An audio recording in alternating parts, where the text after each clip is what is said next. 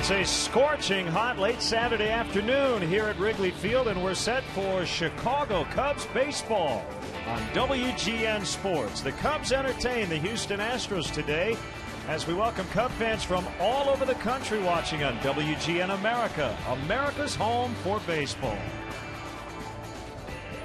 And hi again, everyone. Along with Bob Brenly, I'm Len Casper. It's going to be tough to stay cool today. Wind blowing out as Matt Garza will face Jay Happ. More on the pitchers coming up. But, Bob, it's been a good homestand. The Cubs 3-1. They've had 3 really good ones, 1 bad one. We'll take that anytime. 3 out of 4. And the pitching has really been the key to the entire homestand so far. Travis Wood with a great start on Monday against Johan Santana. We're highlighting Anthony Rizzo on Tuesday because it was his Cubs debut, but 6 innings of shutout baseball from the bullpen in that game. Jeff Samardzija with a stumble on Wednesday, and then a real good ball game again yesterday. Yeah, 4-0 the final as Paul Maholm went into the 9th. It would be nice to see Matt Garza do that, and he's been a lot better at Wrigley than on the road.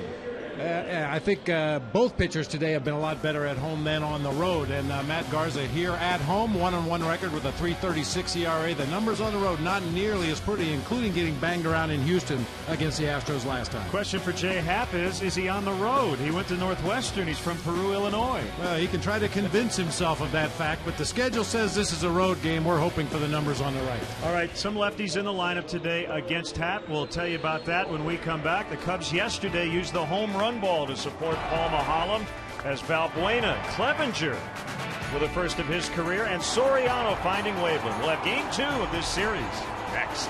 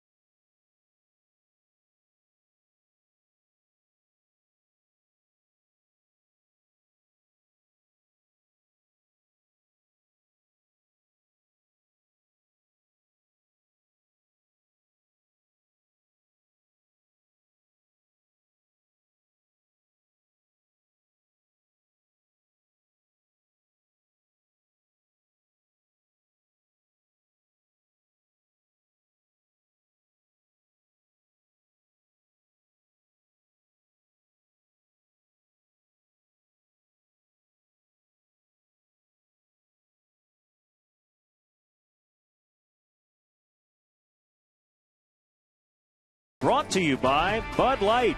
It's the sure sign of a good time. Here we go.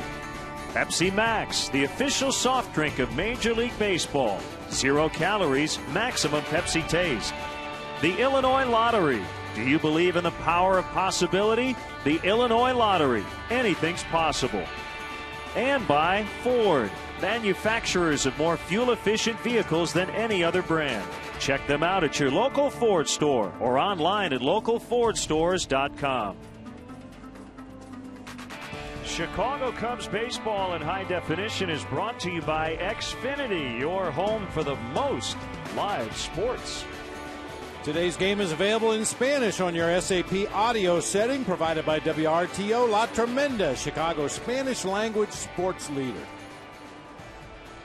Let's get the Houston Astros starting lineup written out by Brad Mills. No runs on 4 hits yesterday. Schaefer leads off in center. Jed Lowry with his first start in this series. 14 home runs already. Carlos Lee All over the trade rumor headlines. More on that coming up. Bogusevic in right, Chris Johnson at third, Jason Castro's a catcher. You have J.D. Martinez in left, former Cubs Scott Moore at second, and Jay Happ, the pitcher. And let's check out how the Cubs take the field defensively this afternoon behind starter Matt Garza. Brought to you by Pepsi Max, the official soft drink of Major League Baseball. 0 calories, maximum Pepsi taste. Soriano, De Jesus, and Laher left to right across the outfield.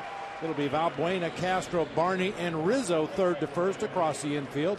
Giovanni Soto doing the catching today for right-hander Matt Garza. His overall numbers on this season, I mentioned a start against Houston last month on the 21st, went only 3 innings, gave up 5 hits and 7 earned runs in that ball game. The home run ball was a big factor that afternoon. Laz Diaz behind the plate, Everett, Schreiber, and Welke around the bases.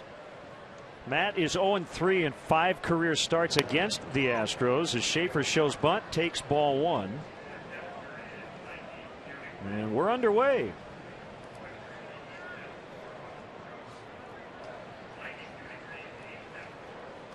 '92 sizzling degrees as we get started. Believe it or not, Bob, we have an east wind at 4 miles an hour. It was blowing straight out earlier. Really, the Flags not doing a whole lot at the moment. If batting practice was any indication, the wind will have 0 effect on batted balls. If anything, it may help balls hit toward left field. So it is hot. Not terribly muggy. Humidity 51%. It's been a lot worse here in Chicago at times, that's for sure.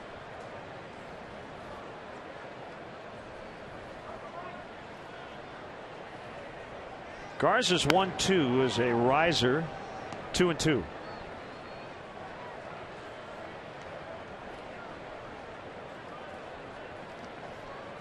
Schaefer hit 8 yesterday, 1 for 3. In the leadoff spot this afternoon, takes that one inside to fill it up at 3-2.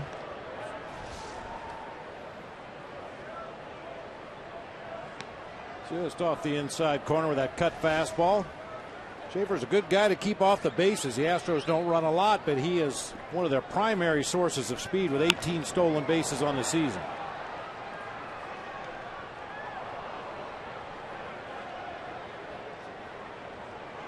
Mentioned 0-3, including that loss on May 21st. He's had an interesting month. He's only won 1 game here in June, but he's gone at least 6 innings and has allowed no more than 3 earned runs in any of his 5 June starts. There's a pop-up off of third, and Valbuena quickly running out of room.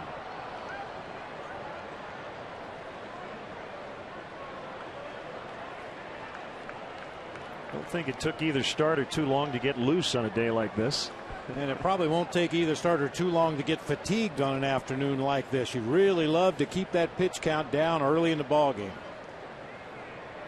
A lot of guys will bring out bottles of water for a batting practice. Darwin Barney had like a gallon jug of water. Stay hydrated. Yeah.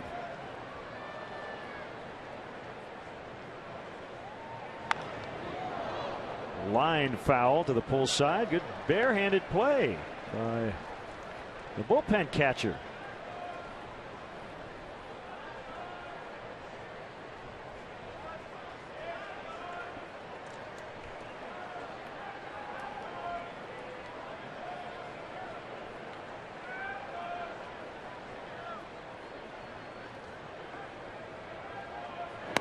Outside and a leadoff walk. By the way, it was Javier Bracamonte, one of the Astros bullpen catchers. They don't get enough credit. Well, they got one guy down in that bullpen, Stretch Suba. It is technically called a bullpen assistant. He's been with the Astros organization for 35 years. Wakes up in the morning, puts his shin guards on. That's Stretch with the red top on and the shin guards and the shades.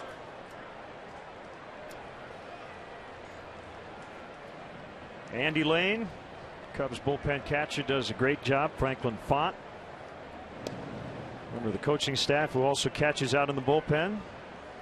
And you know who appreciates those guys more than anybody else is the day's backup catcher. In the case of today's game, that's Steve Clevenger. At the minor league level, the backup catcher on his days off goes to the bullpen and catches pitchers all day. In the big leagues, you've got bullpen catchers to take that load. Switch hitting Jed Lowry having an all-star type first half. They got him from Boston over the winter. 14 home runs, leads the Astros, leads all major league shortstops, as does his .494 slugging percentage. He's on pace to shatter the single season club record for a shortstop. Looked like Schaefer was leaning. Dickie Thon hit 20 homers 1983 for the Astros. Boy, Dickie Thon was well on his way to becoming a fixture at shortstop on the National League All-Star team for years, and then a horrific beating. I believe it was Mike Torres hit Dickie Thon in the face with a pitch, and he was never the same after that.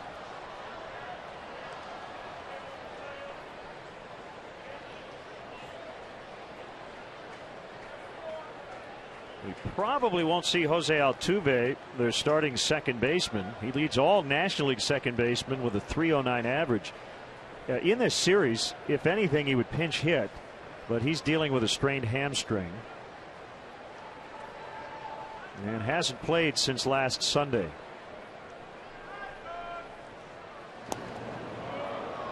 We're looking at Jed Lowry as he takes his stance in that left-handed batter's box. It's so odd to see somebody use a closed stance. Over time, batters in the box have evolved to the point where just about everybody is either square with their setup or slightly open with that front foot. But Lowry, a little old school there, goes with the closed stance.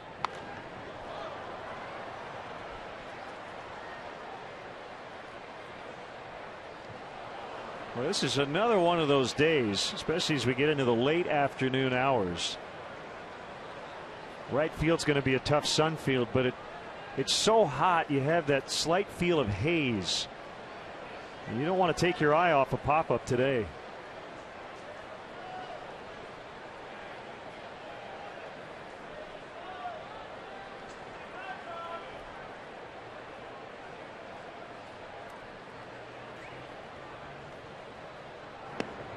Just off the outside corner as he tried to paint a fastball. 1-2. It looked good because Giovanni Soto was set up out there, but that pitch is well off the outside corner, just trying to get Lowry to chase something, hit an easy ground ball. Carlos Lee on deck.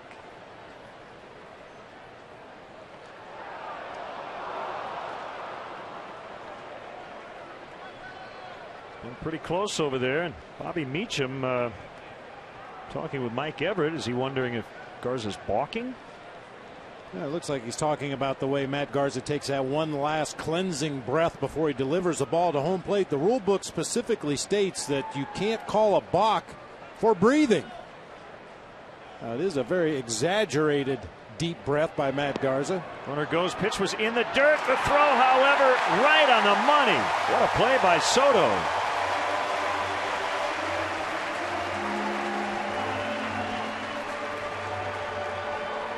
That's one as a catcher where you just take a chance. That ball's in the dirt. If you try to block it, you're going to have no chance to get the base runner. So Gio just does the best he can, picks that ball cleanly out of the dirt. The strong throw to Castro. And Schaefer is gunned down at second base.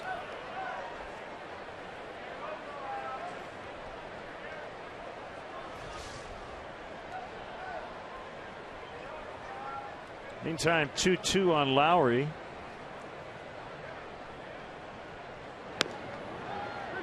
Outside, and it's full, 3-2. Not only was that pitch in the dirt, Bob, but it was a 77-mile-an-hour curveball. So he had two things going against him, and he still got him. I'll give Garza credit. He threw over there a few times, maybe shaving a half step off Schaefer's lead.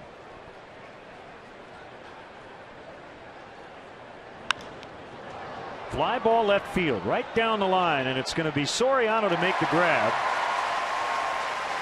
2 down. Time to look at today's Mazda drive to victory, and what the Cubs need to do today is get it right against the lefties. The Cubs are only 4-17 against left-handed starters this year. Need to change those numbers against J-Happ today. And for the Astros, darling, you got to let me know, should I stay or should I go? It's reported that the Dodgers and the Astros have a deal in place for Cliff Lee, or rather Carlos Lee. They're just waiting his approval. Drive to victory brought to you by your local Chicagoland Mazda dealers. See your Chicagoland Mazda dealer for a test drive today at driveamazda.com. He has veto power to say yay or nay.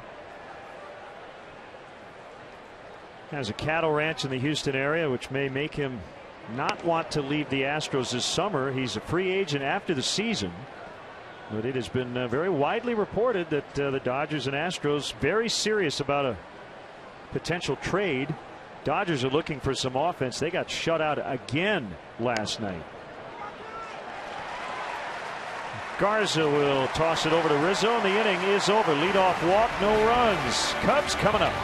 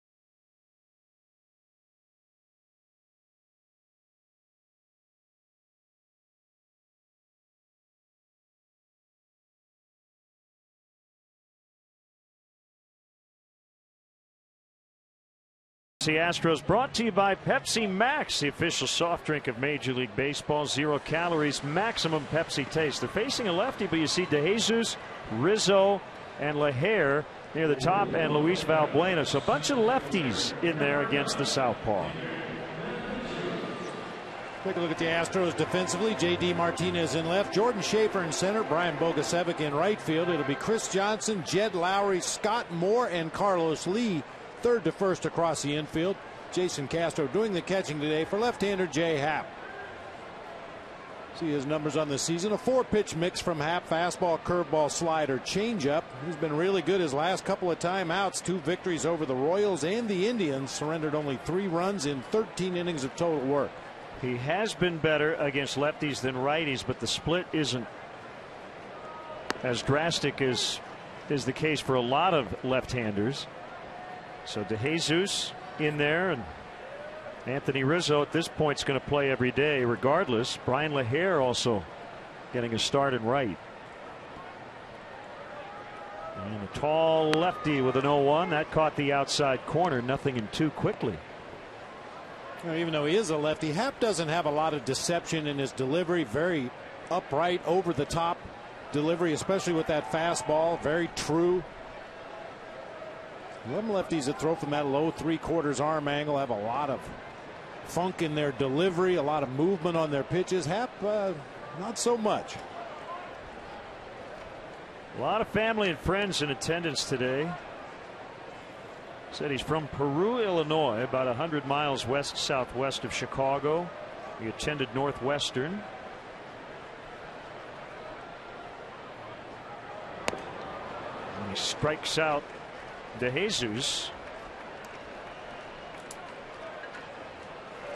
We want to let our AT&T U-verse viewers in Chicago and around the country on WGN America know that during every Cubs home game this season. If you go to channel 780 or high definition channel 1780, you can see a special multi-view presentation that shows you all our different live camera angles here at Wrigley.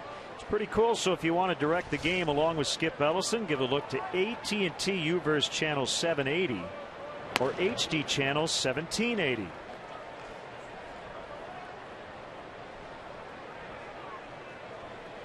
Hey, you talked about those splits for Happ, Len. Right-handed batters hitting .280 against him this season with 11 home runs and considerably more at bats, but lefties hitting .275. So that's why you see more lefties in the Cubs lineup today, not the drastic splits that we're used to seeing facing a left-handed starter. 1-1 to Castro with Rizzo on deck. Yeah, Happ also makes his off-season home here in Chicago.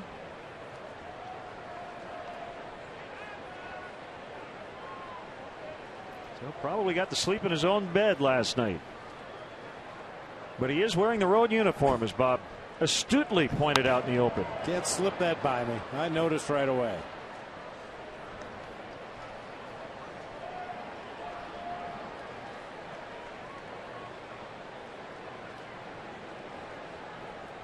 Third-round pick of the Phillies in 2004. Astros got him in 2010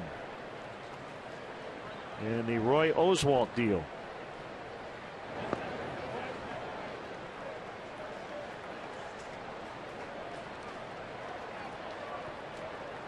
Make sure you keep in touch. Len and Bob at Tribune.com is our email.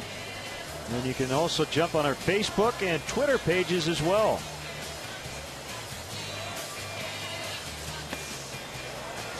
Ball 4. We've seen Castro take a few walks here this week, even though he hasn't picked up a ton of hits. That's a good way for a good hitter to stay out of extended slumps. He's 2 for 14, but does have 3 walks on the homestand. And has put himself in some real good hitters' counts. Anthony Rizzo. A walk, but 0 for 3 officially yesterday in the series opener.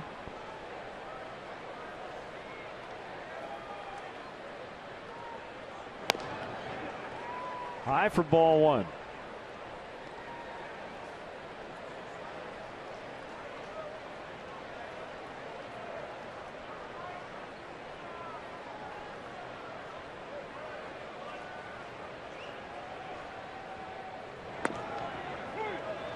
If these two guys stay in their slots in the Cubs lineup, I have a feeling Anthony Rizzo is going to be batting a whole bunch with Starlin Castro at first base.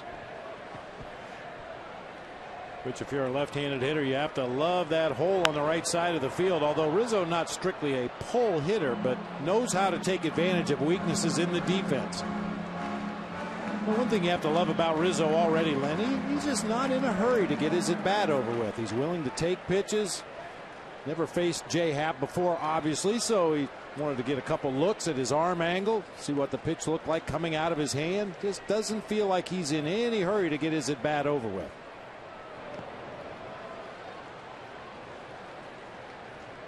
Well, Rizzo making his Cubs debut this week, and big day today as the Cubs announced they have agreed to terms with Cuban-born outfielder Jorge Soler, a 9-year Major League contract, 20 years old. He's going to play right field to start his minor league career. He will report to Mesa for a personal spring training in July over the next few days.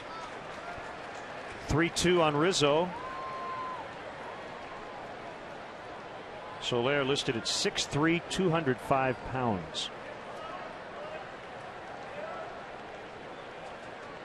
Don't get picked off. You have to assume Castro's going to be running on the 3-2 pitch to Rizzo. Well, maybe not. Called strike 3 on a fastball. Rizzo thought it might be ball 4. Let's listen to Jed Hoyer, Cubs Executive Vice President and General Manager, on how far away Jorge Soler might be from the bigs. Let's get him in some games first. But, you know, he's 20 years old. And you know, we're really impressed with the the looks we got in games. One thing that his agents did a very good job of is they put him in a lot of games down in Dominican. It wasn't just kind of a showcase thing. They let him play in a lot of games and he performed. So, we're hopeful that's a harbinger of good things, but it's hard to tell until he gets in games. Is there kind of hard to create? That's Jed Hoyer on Soler.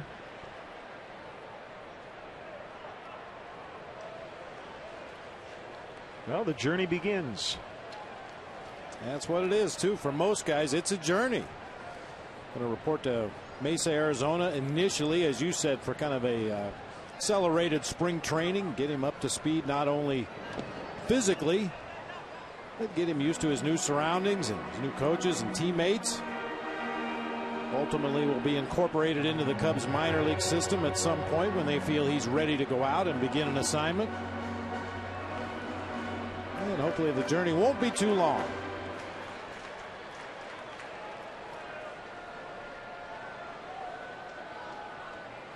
Cubs haven't put a ball in play yet. 2 strikeouts and a walk here in the first. And 2-1 on Soriano. He hit another homer yesterday.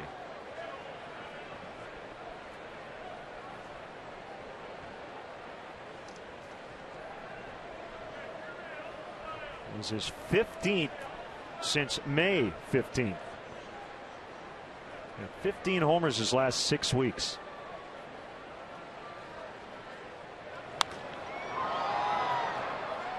This was one of the more impressive ones we've seen. I don't think it's stopped rolling yet, Len. He absolutely clubbed this ball out on the Waveland Avenue. You can see the reaction. I love the reaction of Chris Snyder behind the plate. He just turned around and faced the backstop. He knew where that one was headed. He hit 7 in May. He's got 8 here in June. First time he's hit at least 7 in consecutive months since 2006 when he was with Washington. 2-2, swung on and missed. Happ with 3 Ks in the inning. Cubs strand 1, scoreless after 1.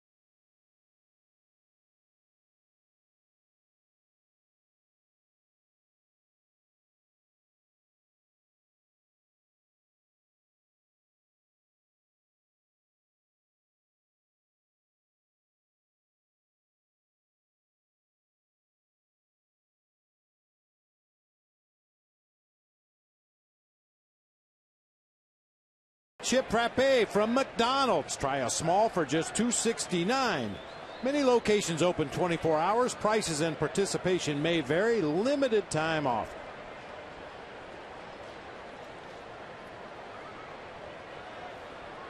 Hi. Final day of June. Matt Garza against Brian Bogusevic. Called strike.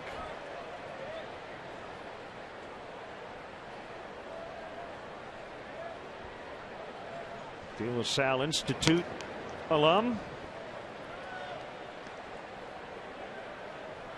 1-1. Playing right. Chris Johnson, Jason Castro to follow here in the Houston second. Curveball missed. 2-1. In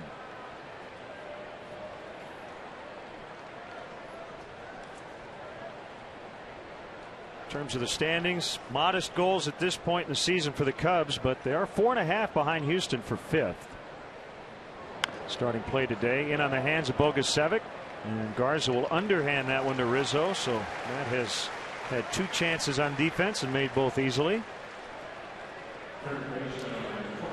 Hey fans, don't miss the action as the Cubs wrap up the series with the Astros tomorrow here at Wrigley Field. Game time is 1:20, but be sure to arrive early.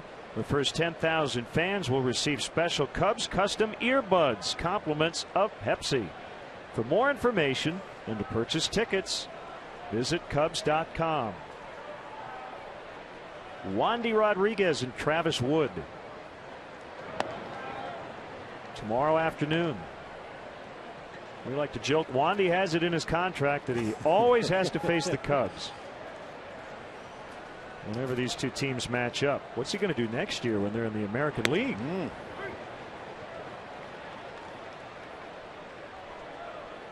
Two lefties going tomorrow. Seems like it would be a better giveaway to have left-handed scissors tomorrow. Might be a little dangerous, but I'm guessing they don't give away scissors too often at a ballpark, or anywhere for that matter. Castro will throw. Safe. Looked like Mike Everett was ready to ring him up, but Johnson just beat it out for an infield hit there first. Just a little stumble by Castro that time as he went to the hole to backhand that ball. Looked like as he attempted to plant his foot right there, he lost his footing just enough. He had to replant. Oh, man. Like they had him anyway over there at first base. Strong throw by Castro. Great stretch by Rizzo to get out there. Very close.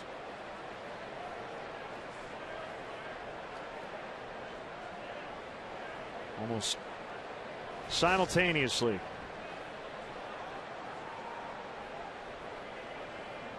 And as we ponder a parallel universe in which replay would be used on a play like that, my guess would be it would be inconclusive.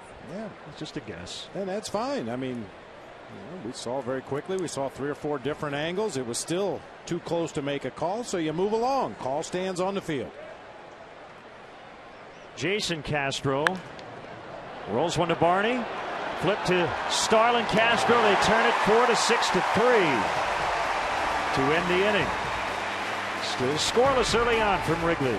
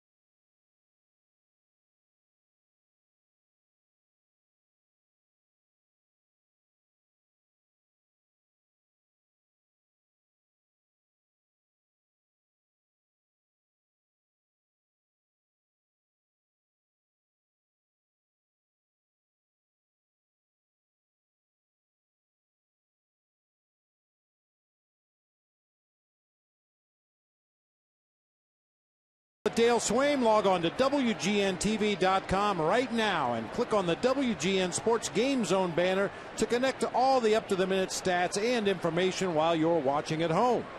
Game Zone is sponsored by The Great Escape. Pools, patio sets, play sets, hot tubs, and more. Brian LaHare playing right, batting fifth in the lineup. He'll lead off the Cubs second against Jay Happ. Fastball outside for ball one. Hasn't played a whole lot against left-handed starters. And when he has, he's struggled. And part of the idea, though, is just to give him some at-bats, and hopefully he can improve in this situation. He's 3 for 35 with 1 home run against left-handers.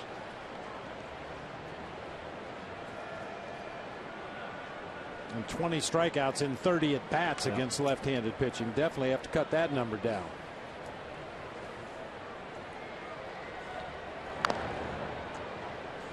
It can occasionally become a self-fulfilling prophecy in that you start the year slow like LaHare has against lefties, and then guys don't get a ton of chances to ever kind of get back in their manager's good graces in these spots.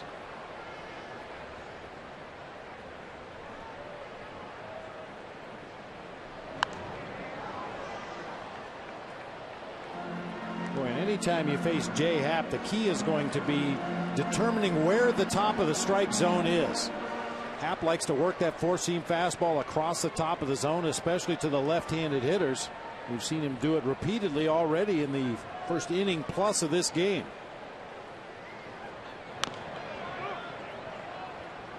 It's a foul ball. You don't think they'd let El Caballo put a cattle ranch on the middle of Sunset Boulevard somewhere if he went to L.A.? He might have enough money to buy one.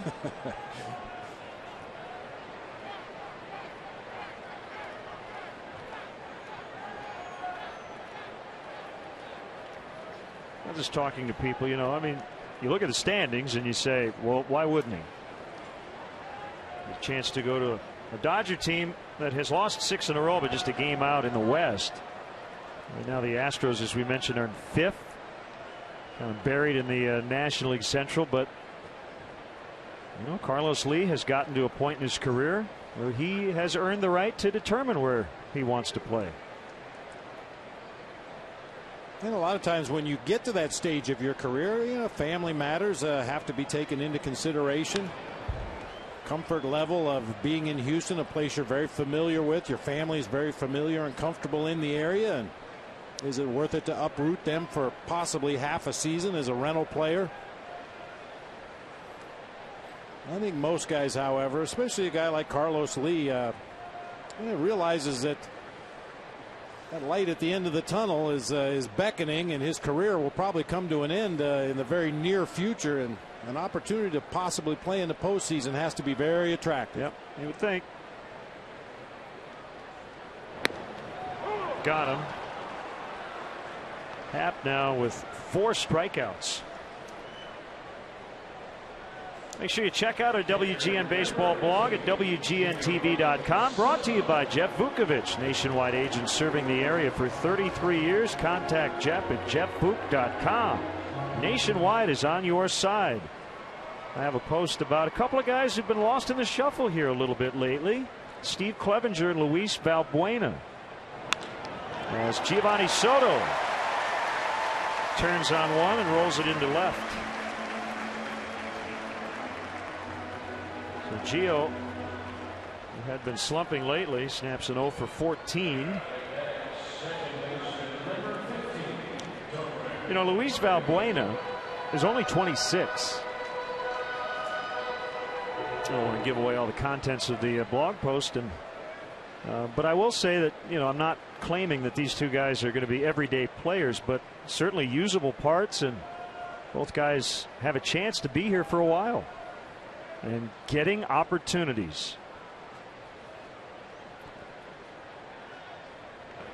And along those lines, Valbuena may be getting more time than he thought currently at third base. Ian Stewart probably is going to be unable to avoid surgery on that troublesome left wrist. Not official yet, but it looks to be going down that road.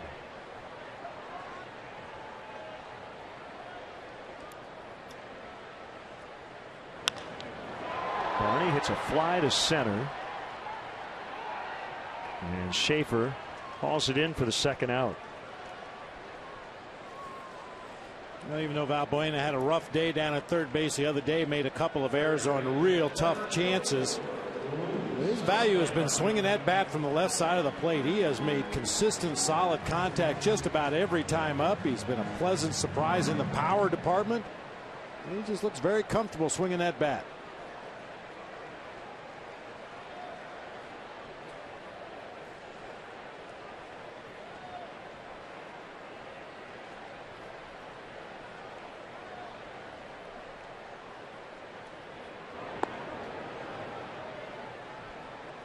Ball one to Valbuena.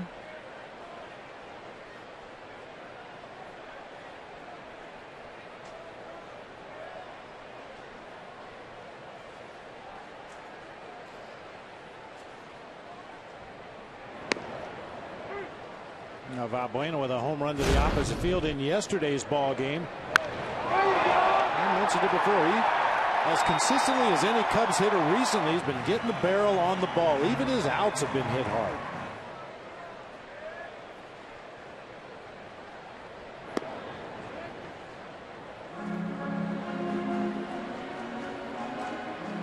Yankee right-hander Hiroki Kuroda tied a career high with 11 strikeouts, and the Yankees shut out the White Sox 4-0. So the Sox 4-game winning streak is over. Dwayne Wise 3 for 3 with a home run. You know, he pitched last night in a blowout loss. Yankees will try to earn the split in that series tomorrow. Jake Peavy had 11 strikeouts but took the loss.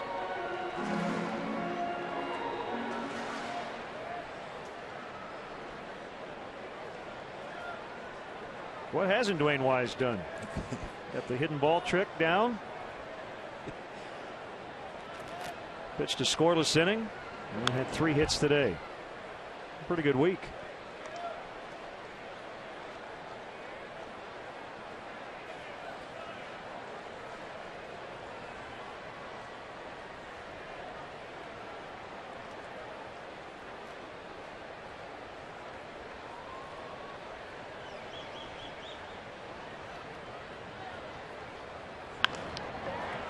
Ground ball to Lowry. He will flip to Scott Moore to end the inning. Cubs get their first hit. No runs, however. Scoreless after 2.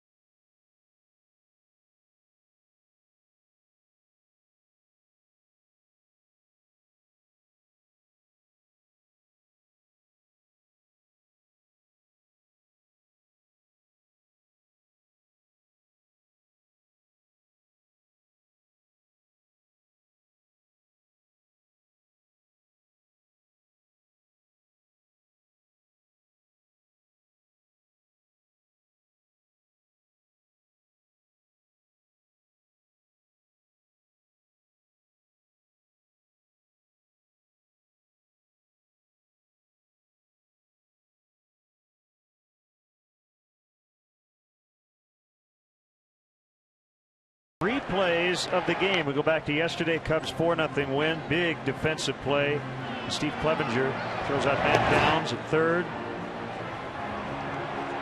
Another play by DeJesus, pulling that one out of the vines. Bixley had a tough day as Castro and DeJesus stole away hits.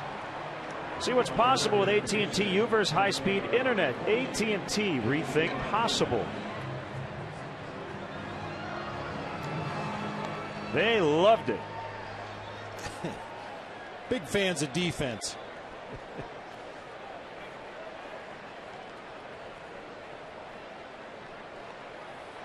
I want to give a couple of shout outs today. The Steve Harkinson family in town to watch the Cubs this weekend. Got a nice note from Douglas Sloan from Indianapolis, Indiana, and also Danny Mayberry from Metropolis, Illinois. Thanks for checking in.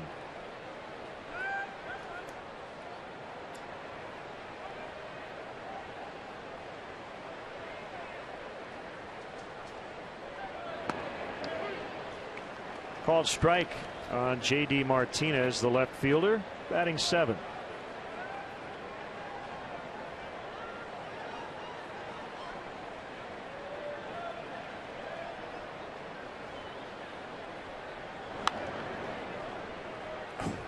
Get off me, ball.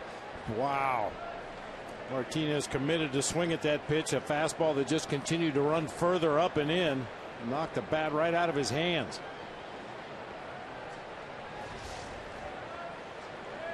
Right about here, he realizes, man, that's a bad idea. See that flat bat out behind Martinez as he gets ready to approach the pitch.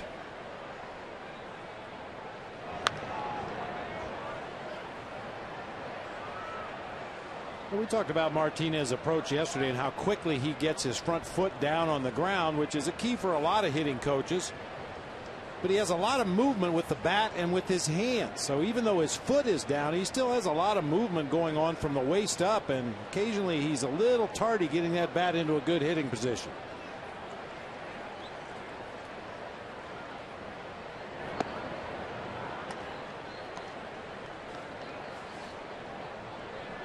And a JD and a JA, even though it goes by J, in their lineup today.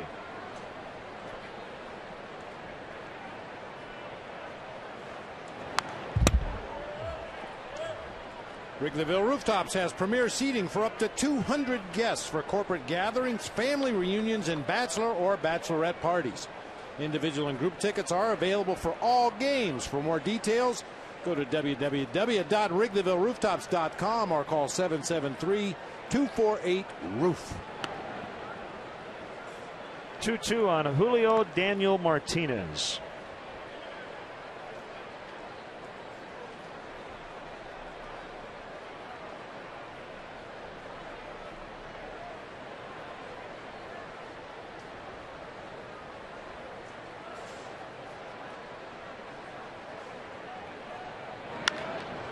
Comebacker and a base hit. And a slider right in the middle of the zone. That's a leadoff single. I'm sure that's not the location Matt Garza and Giovanni Soto were looking for with that slider.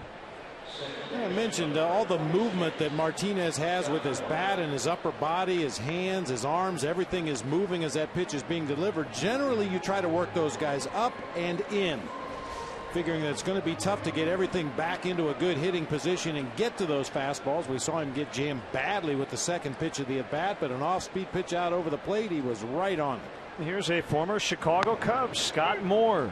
Made his debut in the big leagues with the Cubs in 2006. A couple of games in 2007. He's been with the Orioles and now the Astros. Actually spent last year back in the Cubs system at AAA Iowa.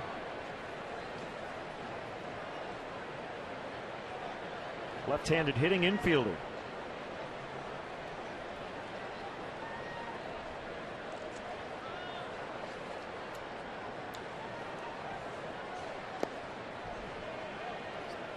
This is his second major league start this year. Brought up on Tuesday from AAA Oklahoma City. Good numbers down at AAA Okie City. Hit .318, 26 doubles, 10 homers, 54 runs batted in.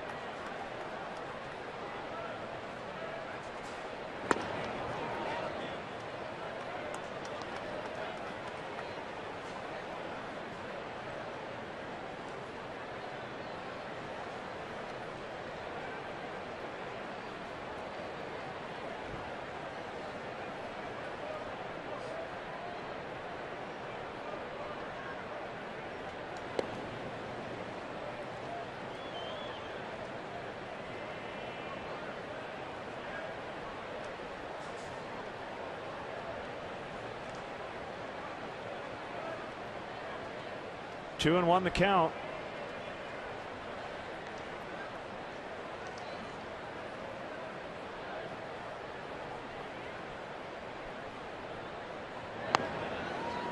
Now 3-1. The pitcher Happ is on deck.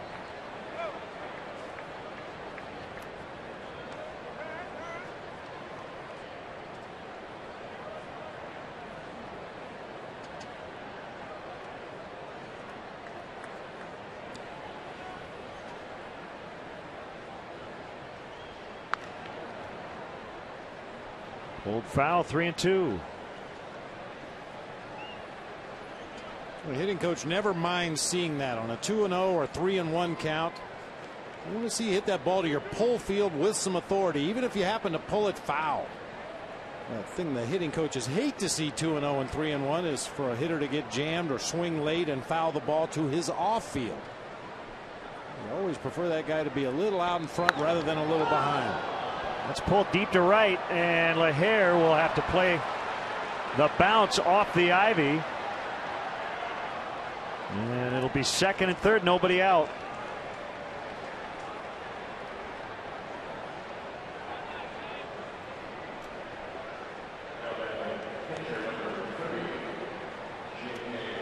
Unfortunate carom that time off the ivy and the bricks out there in right field. Scott Moore goes down and digs out a 95-mile-per-hour fastball.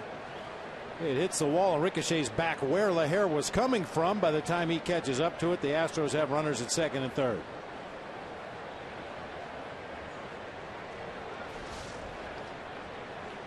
Cubs will bring their infield in. Here's Happ, the pitcher.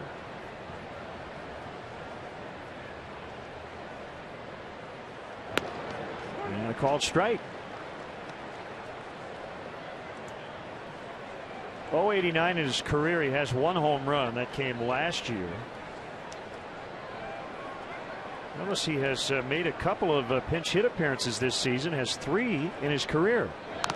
Maybe his hitting prowess a little better than his actual numbers. Well, he has struck out 14 times in 26 at bats. And occasionally you have to dip into your pitching staff for a pinch hitter in an extra inning ball game, or if you've got guys dinged up a little bit. So that must be doing something right to get the attention of his manager. Swing and a miss. Strike 3. Garza with his first strikeout. Back to the top, and Schaefer. And with Schaefer making his way to the plate, a squeeze bunt or a safety squeeze bunt is always a possibility. This is a guy that bunts for base hits quite often. It's a very natural part of his arsenal as an offensive player. And with the runner at third base, Cubs have to be aware of that. Martinez at third, Moore at second. 0-0 in the third as the Astros threaten. And in fact, threaten to get their first run of the series after being shut out yesterday.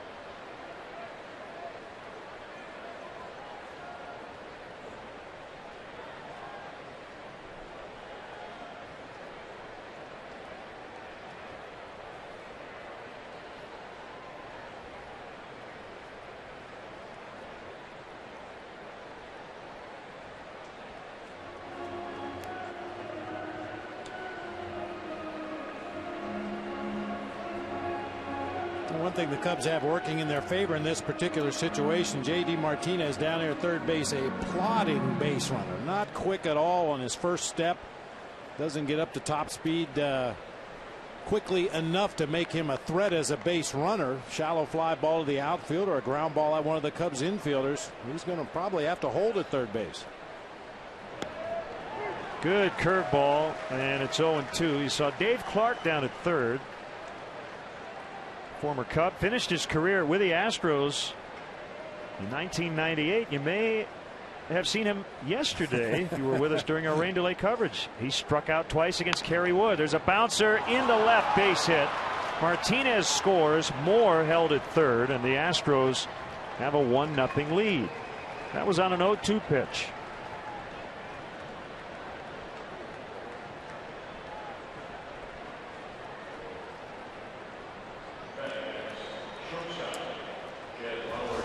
Yeah, those guys with speed, especially left-handed hitters with speed, master this swing. Take that outside fastball, just find a hole on the left side of the infield, this time past a diving Luis Valbuena. Scott Moore, the runner at second base, had to hold to make sure that ball got through. J.D. Martinez trots home with the first run of the game. First and third. Lowry bounces. Rizzo pick it up. Fires to the plate. Tag applied. Nicely done. 2 down.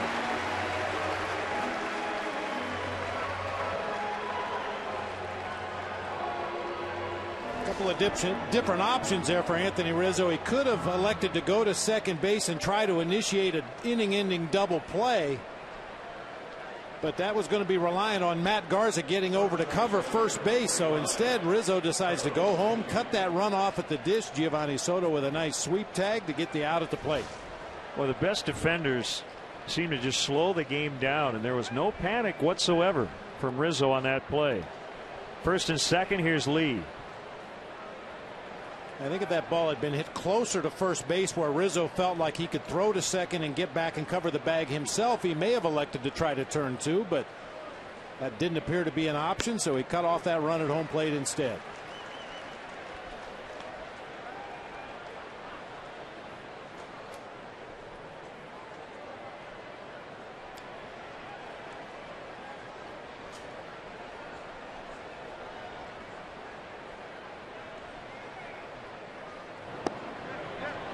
And Lee couldn't hold up, said Laz Diaz.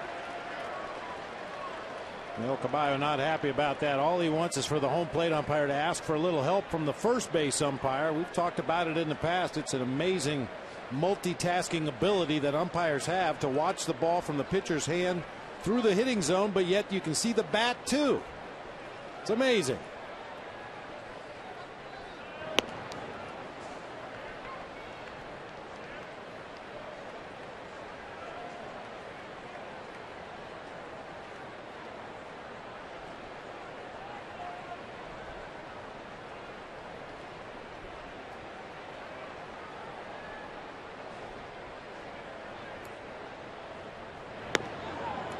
Outside, Garza's missed in that area a couple of times to both lefties and righties today.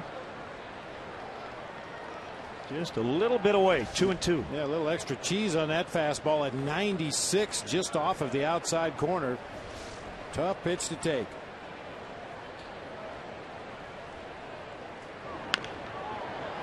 Backs up Valbuena, sets, throws, and gets him. Astros get one. Talked to Dave Clark today, said, yeah, I caught a glimpse of what you guys were showing during your rain delay coverage. One of 20 strikeouts for Kerry Wood. Dave Clark back in 1998. Nasty.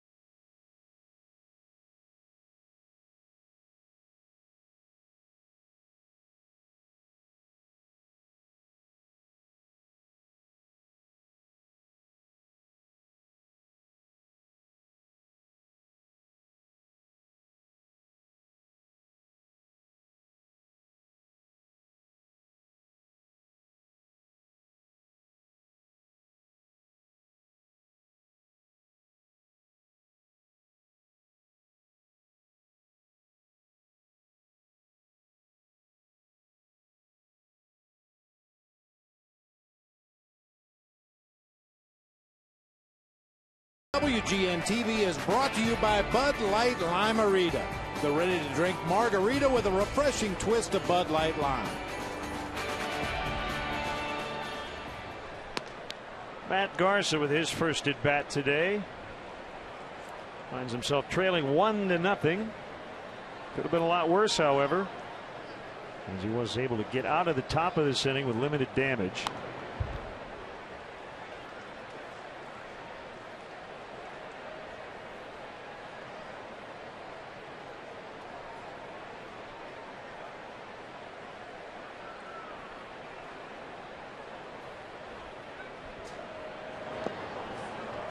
Swing and a miss as Castro will get the out at first. 5 strikeouts first time through the order for J. Happ.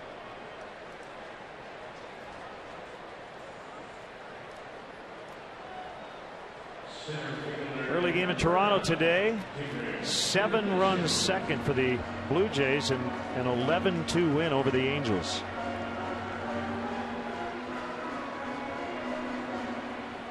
Mike Trout without a hit for the first time in 12 games. 0 for 4, still hitting .336. And you were pointing out to me before the game, nobody's really talking about Albert Pujols because he's back to the old Albert. Yeah, that's not as newsworthy, right? No, not nearly as newsworthy, but boy, those numbers are creeping up there quickly for Big Albert. Average stands at .273. His OPS right at 800. 12 homers, 47 driven in. Starting to sound more like an Albert Pujols season. Yep.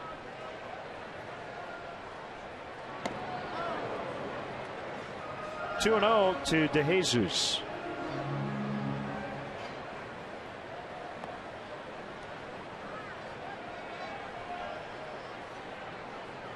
Another homer for Trevor Plouffe as the Twins beat Kansas City 7-2. First of a day-night doubleheader in Minneapolis.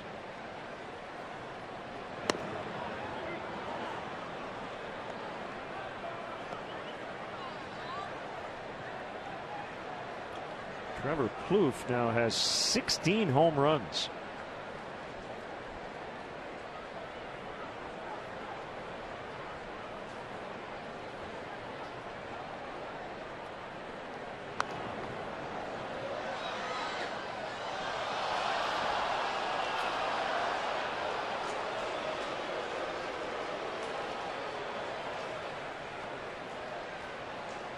Pirates clubbed the Cardinals last night 14-5.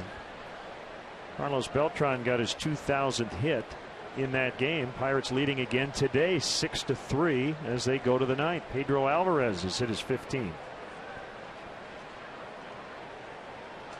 And Beltran with another milestone, his 400th career double this afternoon.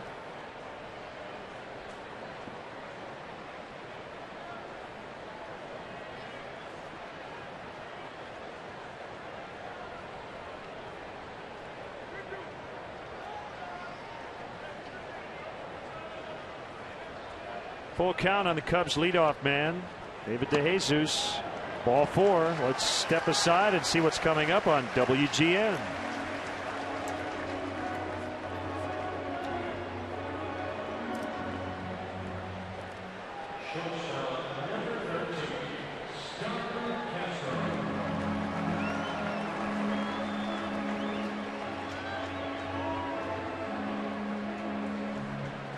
One on, one out.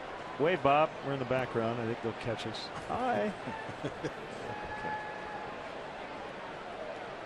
Well, someone got to telephoto lens to get us in the background of that picture. They did the rabbit ears.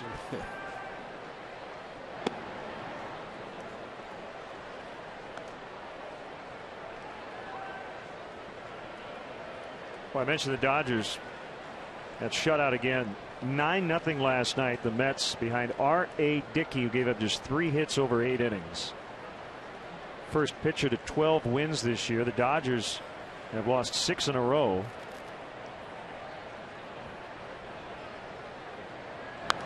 And looking for help. Matt Kemp on the DL. Andre Ethier day to day.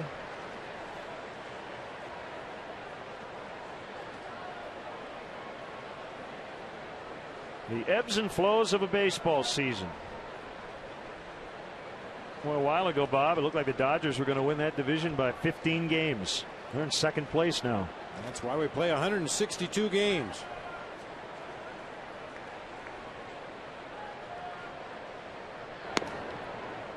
Peaks and valleys. Every team goes through them. Obviously, the good teams eliminate the length of the valleys and accentuate the length of the peaks, but everybody's going to go through them over the course of the season.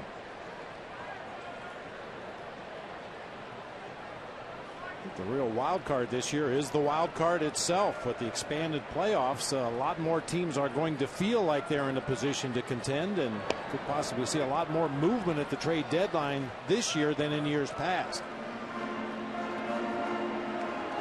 Well, the Giants finally gave up a run. In fact, 5 of them last night. Mike Leake with his first career complete game as the Reds won 5-1.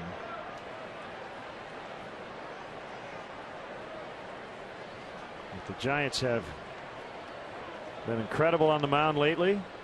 Last night notwithstanding.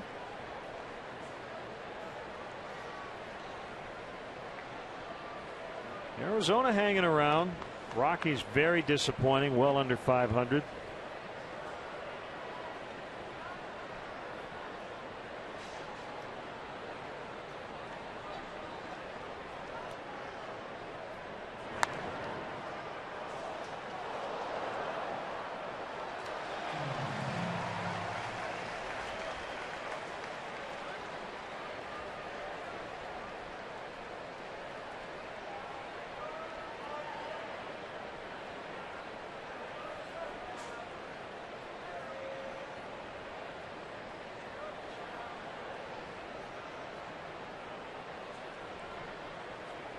Two the count to Castro. The pitch fouled off. Speaking of the Diamondbacks, a 9-3 win in Milwaukee last night. Aaron Hill hit for another cycle. 2 cycles within 12 days. And that is the subject of today's Illinois Lottery Anything's Possible player. Aaron Hill is the Anything's Possible player, and it's brought to you by the Illinois Lottery, who each day make anything possible. So in the modern era, only one other guy had hit for the cycle twice in the same season. Babe Herman in 1931.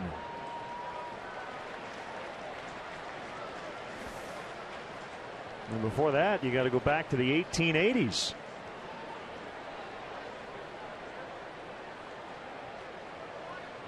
Yeah, Babe Herman had to wait 2 months for his second cycle. Aaron Hill didn't even have to wait 2 weeks. The other one came against the Seattle Mariners.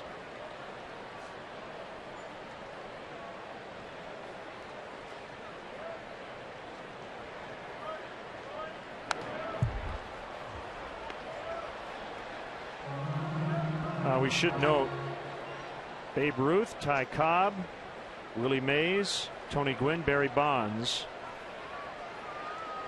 have combined for 0 cycles. There are some cycle haters out there who say, well, wait a minute, just because you get one of each of the 4, I'd rather have 4 doubles or 4 triples, 4 homers. Yeah, but they're rare. That's what's cool about it. Ground ball. He'll try to turn it here. 6-4 to 3, and that'll end the inning. Cap's been strong early on, leading 1-0 after 3.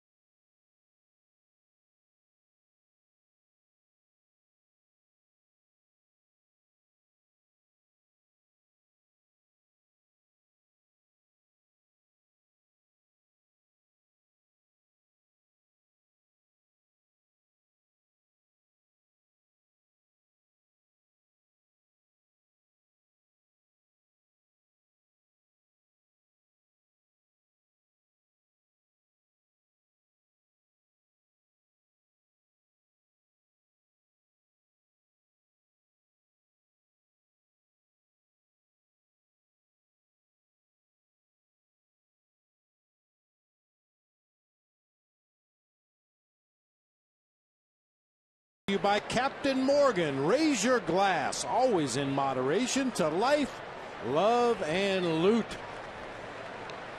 The Red Baron, Rick Sutcliffe, will handle the stretch today, hanging out with Jason McLeod, Joe Boringer, and Shiraz Raymond from the Cubs front office. You got to get on him for wearing the sunglasses on the hat. I know that bothers you. I don't expect Red to make any plays in this game today, so I'm going to give him a pass on that.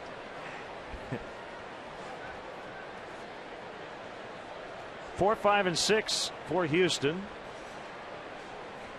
Astros leading 1-0.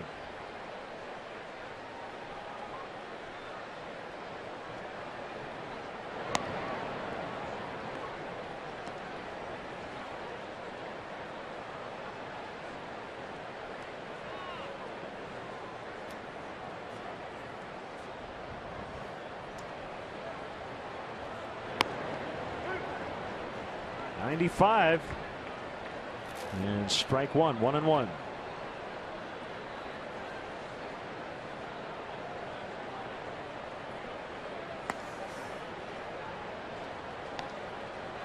In that Cardinal game today, Pirates Cardinals, Andrew McCutchen left early.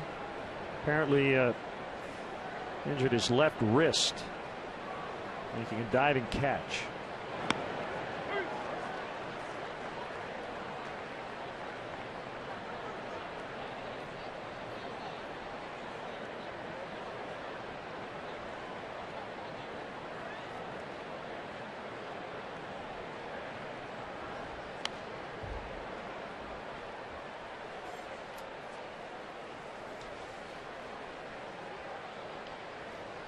Got any AC in there? They've got as much as we do. Probably don't get a lot of breeze through the old scoreboard in center field, I wouldn't think.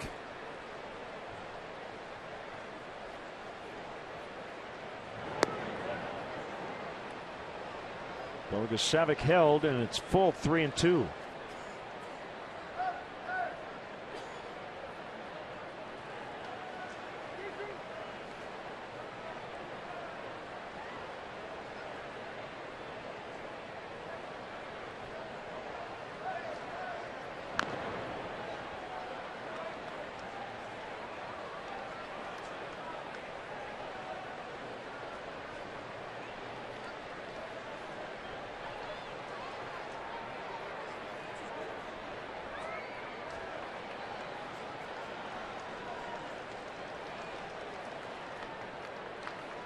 Another 3-2 on the way. Bogusevic with the late swing just to hang in.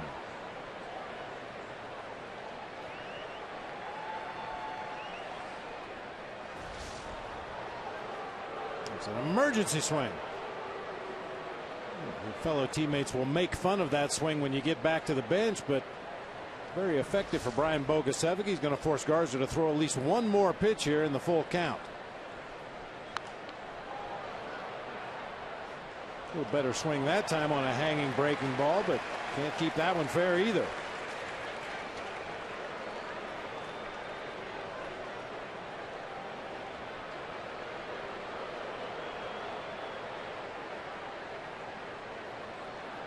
Still 3-2 on Bogusevic. Chris Johnson is on deck. He pitched number 63 for Garza.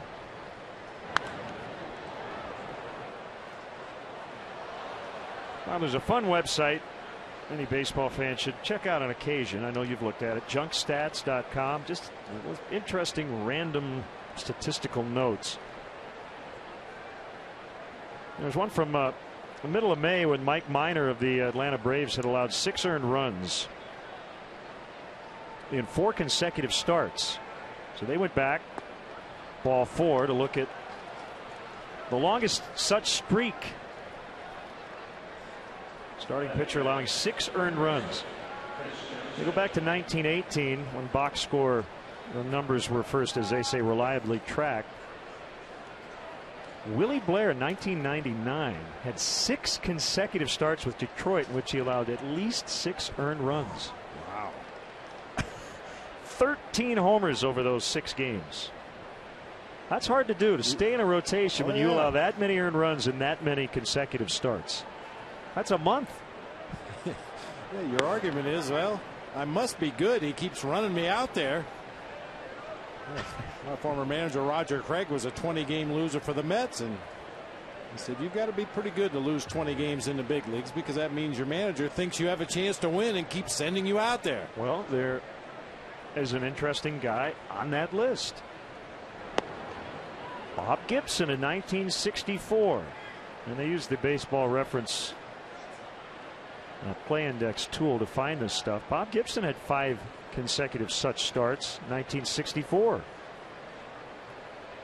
Tells you how hard a game it is. I would in a million years never have imagined that Bob Gibson had 5 consecutive bad starts. Makes you wonder what in the world was going on during those 5 starts.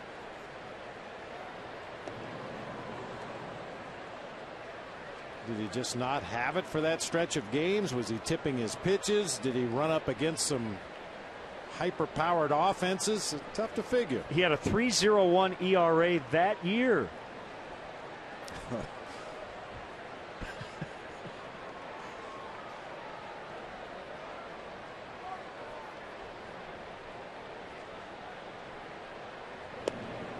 Another check on Bogusevic. See, I like one of the other topics on junk stats myself. Just to waste a little time one day, they named the best Robert on each National League franchise and each American League franchise. Love it. Yeah. Now, it has to be some variation of Robert, either Rob or Robbie or Bob. But I thought that was pretty interesting. Let me take a look here. I don't remember right off the top of my head who the Cubs representative was. Bob Rush. And it appears that it was just based on wins above replacement. And Bob Rush, over the course of his Cubs career, had a 33.5 wins above replacement. Wow. Honorable mention: Bob O'Farrell, Bob Buell, and Bob Wicker. Let's see who the Disastros have on their list. Let me scroll down here a little bit. Base hit into center for Johnson on a 1-2 offering. A couple of hits for the Astros today, behind in the count. Yeah, not only the hits behind in the count, but also just the inability for Matt Garza to put guys away when he gets to 2 strikes. We saw Bogusevic foul off a number of pitches. That's a 95-mile-an-hour fastball just off of the inside corner, and he hit it like he knew it was coming. The Houston Astros' best Bob was Bob Watson. Other notables: Bob Bruce, Bob Nepper, and Bob Aspromonte. I like that.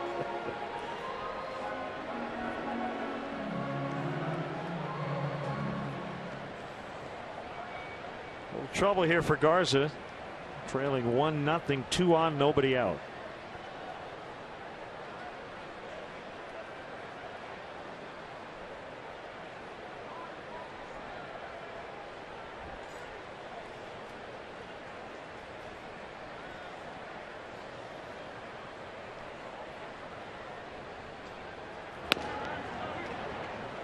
Another fun one in that same category you were talking about. The heaviest pitcher batter matchups. Did you see that? Yeah. It started with Livan Hernandez against Carlos Lee earlier this year. But the top 10, starting with number 1, Jonathan Broxton against Adam Dunn, 585 combined pounds. That's a lot of beef. Ooh. Inside. CC Sabathia is on that list. Tied for 9th, Carlos Zambrano made the list when he faced Brad Eldred. 2005, 275 versus 290.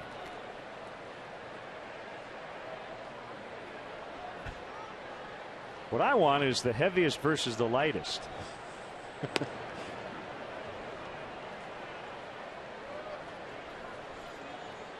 Tony Campana against CC Sabathia, Jose Altuve against Jonathan Broxton, something like that. That's a great thing about baseball. How about John Roush? You get the tallest and one of the heaviest against one of the shortest and lightest. Bounce to Valbuena, knocked it down, steps on third, double play, 5-3. That's a big one. Good recovery by Valbuena. Castro's bounced into 2 double plays today. Starlin's bounced into one. It's been a rough day for the Castros so far. Nice job by Valbuena to stay with it right there. That ball was hit hard to the opposite field. Able to knock it down, keep it in front, scoops with 2 hands, and then the strong throw across to get Castro at first base. So runner at second, 2 outs, and it's Martinez who singled to lead off the third and has scored the only run.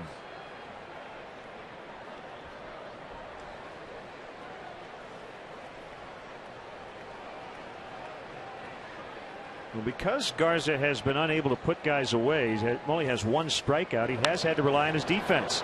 That'll get into center. Coming around third is Johnson, and he will score, and it's 2-0.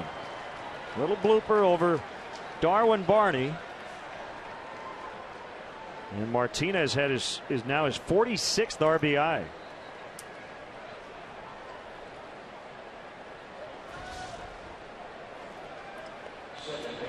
Second consecutive at bat in the ball game for Martinez, where he gets an off-speed pitch up and out over the plate. He singled into center field back in the 3rd inning. No damage done. However, this time an RBI on a breaking ball hit right back up the middle of the field again. He's got 81 RBIs since coming up on July 30th of last year. And in that span, he's in the top 10 in the National League.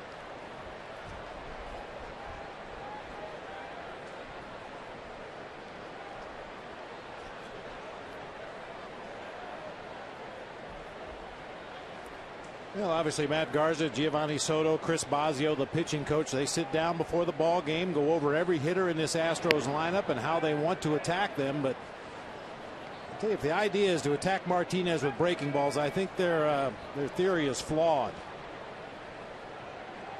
He showed you his approach at the plate in his first at bat of the ball game, the flat bat, and then he raises it back up and then he lowers it down again. A lot of movement, should be susceptible to good fastballs up and in.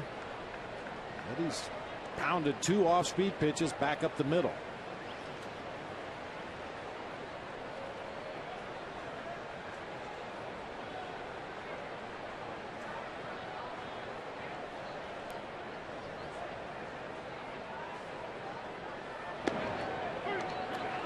Two the count. Dale Swaim announced earlier today Chris Volstad will come back from AAA Iowa, and he'll get the start in Ryan Dempster's spot Tuesday night in Atlanta. Big time struggle for Volstad with the Cubs, but a lot better at Iowa's last few times out. A couple of losses, but an ERA in the 3s. So he'll be back on Tuesday. Face a team he's faced a lot in the past.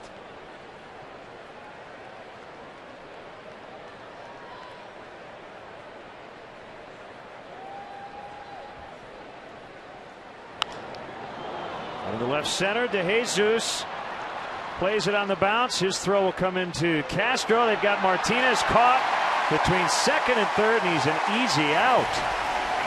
So he runs into the 3rd out, but he knocked in a run. It's 2-0.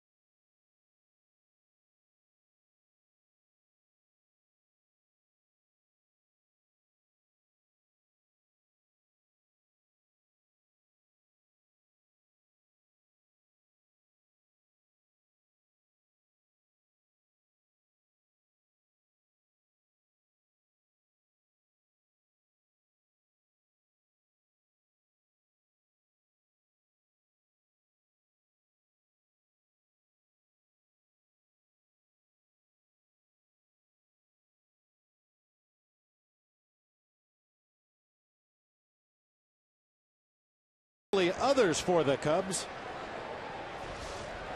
Not a great base running play here by J.D. Martinez. Play is right in front of him as you see DeJesus play it on a hop. He hustles it back in quickly to Starlin Castro, and right there is J.D. Ramirez in no man's land. Good relay for the final out of the inning.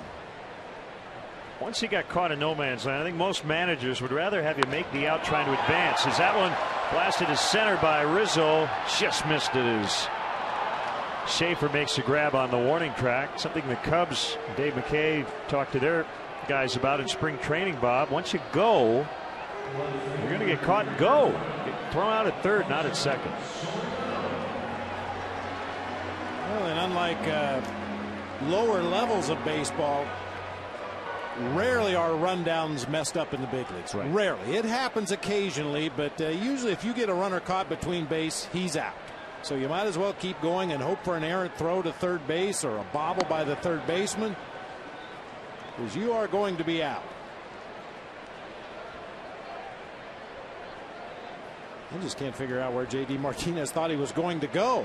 Play was right in front of him. DeJesus' momentum was carrying him toward third base. Very little chance of advancing. The only thing I can think of, even from our vantage point, looked like that ball might get past him. It didn't. And once it didn't, he was, as you say, a dead duck. That one out in the left center for Soriano, hustling around first. Big turn. He's going to stop with a single.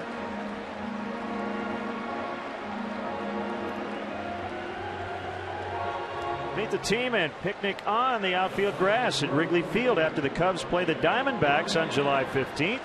When Chicago Cubs Charities presents Picnic for a Purpose, presented by Bank of America. Enjoy a picnic dinner in the outfield, meet current Cub players and coaches, and take home a Cubs picnic blanket, all while benefiting the community. For more information and to purchase tickets, visit Cubs.com. I still think the Shed Aquarium ought to have a similar event and call it Picnic with a Porpoise.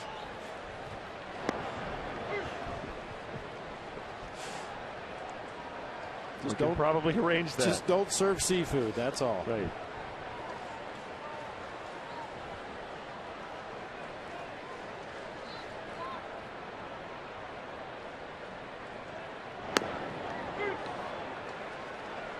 Quickly 0-2 on LaHare.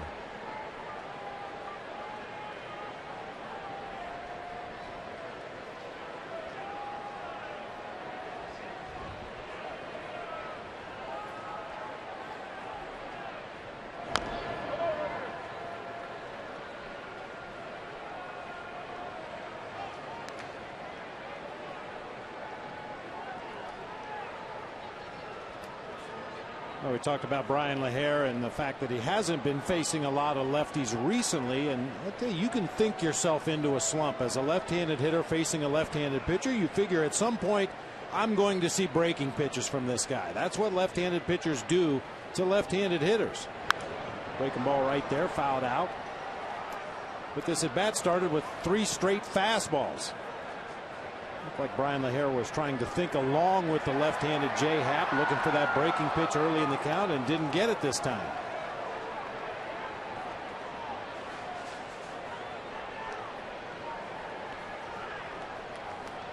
Pretty drastic difference. Bob, I know we've talked about it this year, but it bears repeating.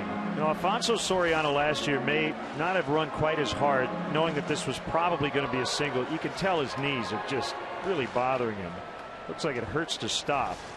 But he busted his tail out of the box and was a third of the way to second base.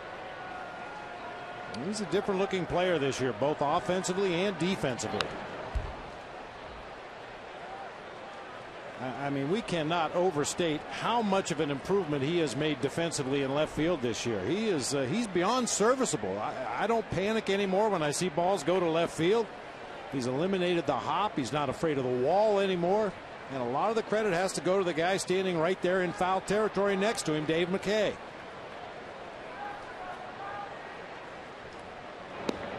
And Soriano was a pet project for Dave McKay from the first day of spring training down in Mesa, Arizona.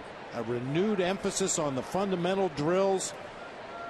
Getting Fonzie to concentrate on doing things the right way, regardless of what the situation is. Do what you're supposed to do, and more often than not, things are going to come out okay. Well, he's an all-star coach because he was on Tony La Russa's staff last year, but he's an all-star coach. Period. Yeah. He deserves to be there. Yep.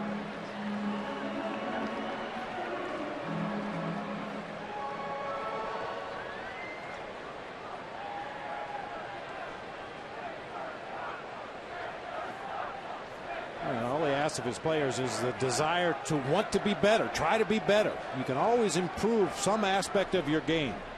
Don't ever be content. Driving attempt by Lee. Nice play by Moore. Hap covering. It'll go 4-1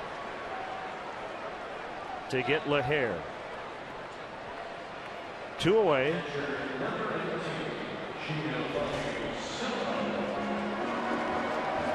LaHare tries to take advantage of that hole on the right side. Gets it past a diving El Caballo, but Scott Moore was shaded a little bit toward that hole on the right side, and Jay Happ quickly got off the mound to cover the bag.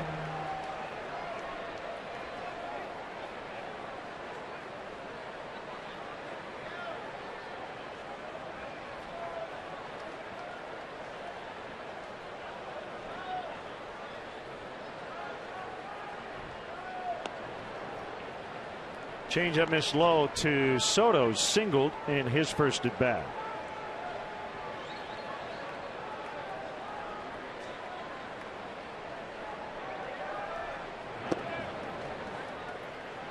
And that single in his first at bat was on the very first delivery from Jay Happ, a fastball, and Soto was all over it. So this time around, 2 change-ups to start the sequence.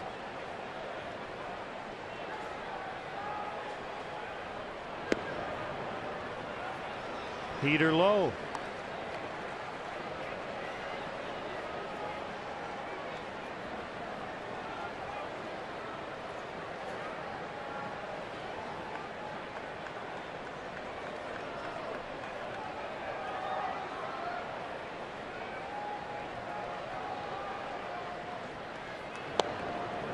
And he walked him on 4.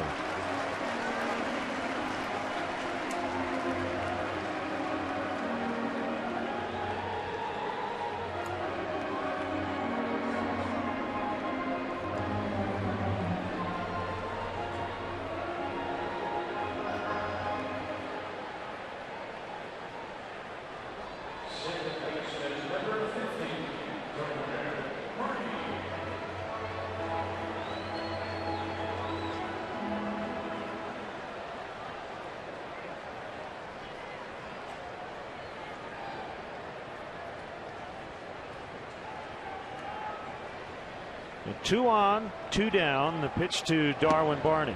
That's a called strike. It's one of the tougher situations for any third base coach, but especially Pat Listash right now. We've talked about Soriano. His bad knees out there at second base. You have to take that into consideration should there be a base hit to the outfield. The strength of the arms of the outfielders. Where are you at in the ball game? What's the score of the ball game? Who's in the on deck circle? All those things have to be pondered before the ball is put into play. And all you ask for as a third base coach is run as hard as you can. I'll watch the play, I'll watch the ball, and I'll determine whether you should go home or not. All I ask of you is to run as hard as you can.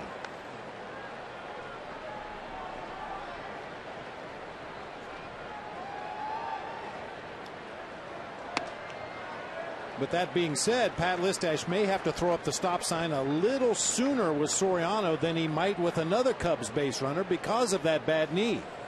You saw how long it took Soriano to slow down after rounding first base. Well, the same thing would happen at third.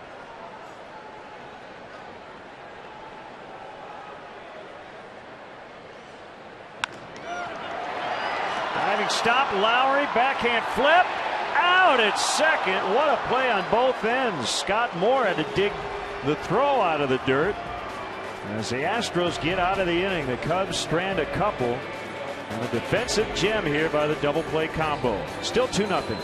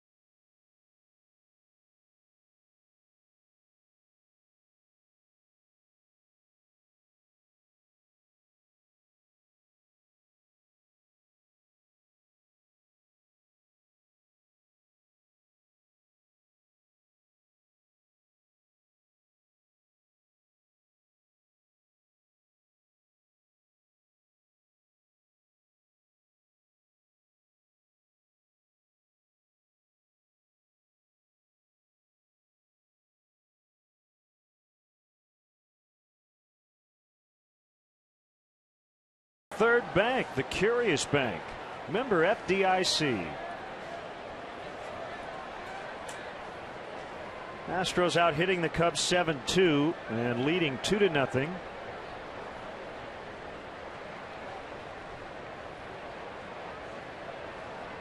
Happ, Schaefer, and Lowry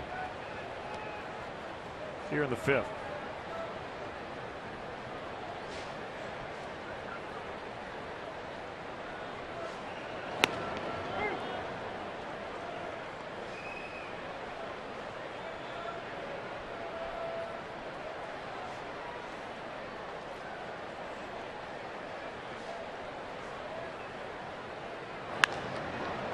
Line in the left and a base hit.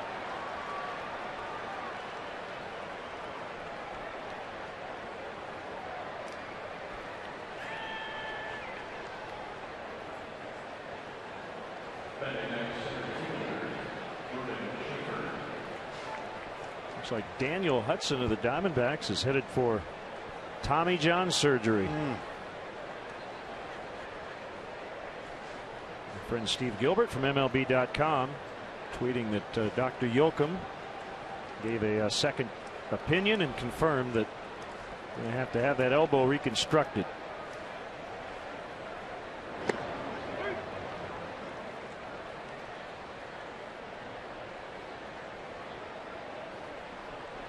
Wade Miley looks for his 10th win tonight. He was impressive against the Cubs last weekend. Diamondbacks are in Milwaukee. The Diamondbacks, one of those teams we were perhaps talking about earlier in the game. If they feel like they've got a chance to make the postseason, they may be looking to add some pitching help at the deadline. First inning grand slam for the Pedro Alvarez, and Pirates beat the Cardinals 7-3.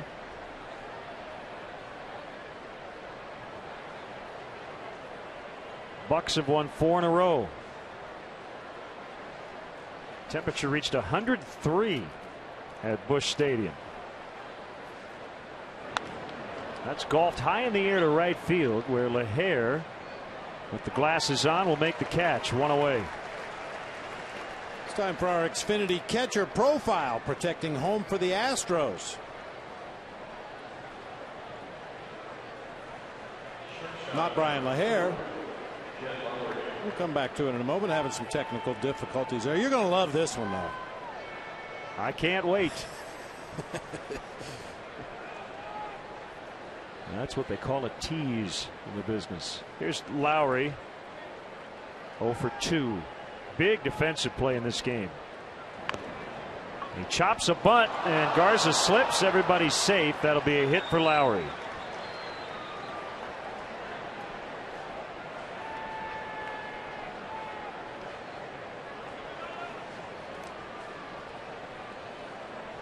And Matt Garza went down hard as he came off the mound to field this bunt that was chopped. The right foot went out from under him, fell hard on his right arm. Take another look at it from this angle. Remember, the field was resodded while the Cubs were gone. The turf maybe hasn't taken root as much as it will. They're going to give him an opportunity to throw a couple of warm-up pitches here. Might have just had the wind knocked out of him there.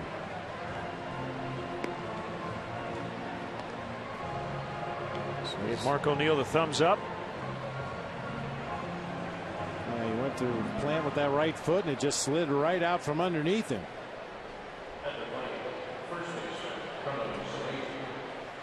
So he'll face Lee with 2 on and 1 out.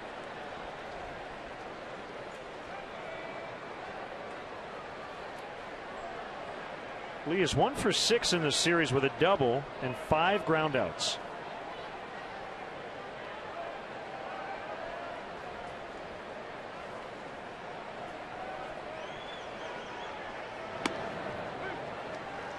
Garza can get another one of those ground balls here. Might be his 3rd double play ball, and it'll get him out of the inning.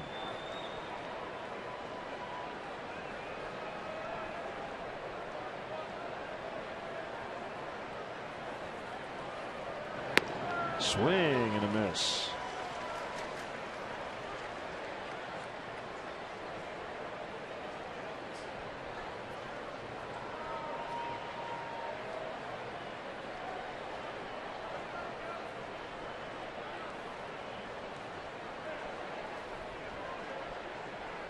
23 career homers for Lee at Wrigley Field. Only Adam Dunn and Albert Pujols among active opponents have more.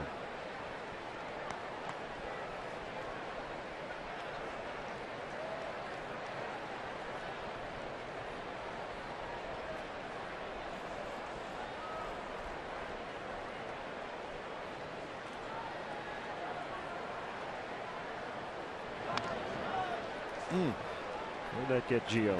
Somewhere on the right arm. Almost always in an unprotected area. Watch the right arm of Giovanni Soto. Man, right off the forearm, just in front of the elbow.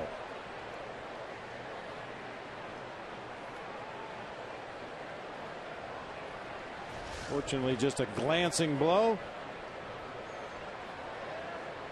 It's all part of the job.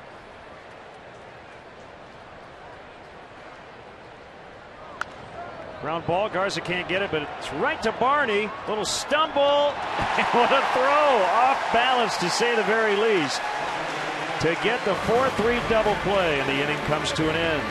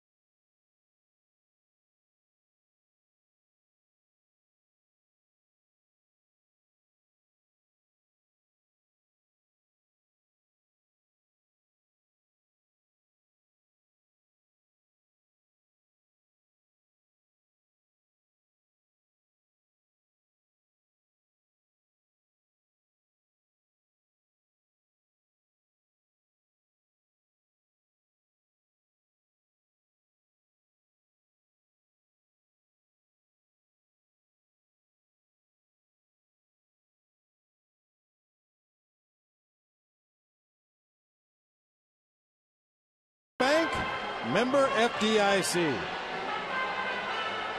2-0 Houston. It's pretty good defense here over the last couple of half innings. Jed Lowry and Scott Moore teaming up in the bottom of the fourth. And how about this double play turn by Darwin Barney? Smooth as burlap. Ball gets by Matt Garza, kind of deflected it a little bit. Barney stumbles on his way to second base, has enough body control to still make the throw on to Anthony Rizzo to complete the double play.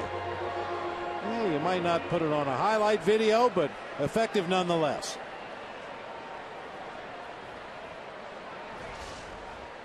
Cubs have turned 3 double plays today. Valbuena, Garza, De Jesus here in the 5th. Jay Happ looking for his first win on the road. 0-3 with a 736 in 5 road starts coming in.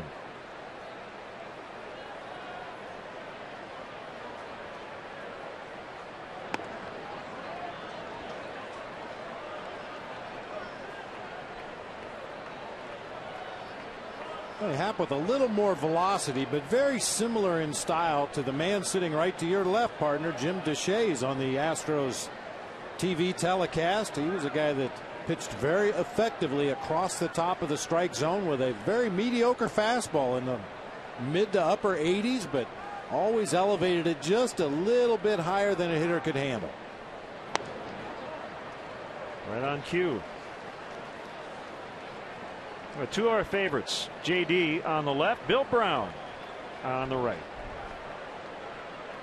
I've asked to borrow their duct tape, but I think they used all of it.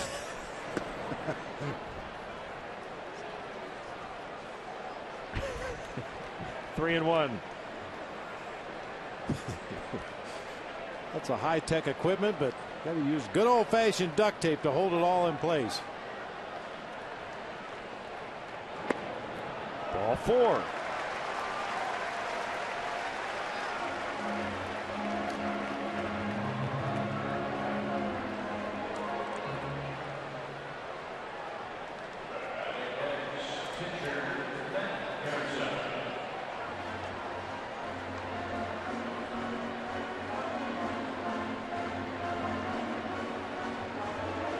Who knew when they built that sign that said stairs that they would be used for shade?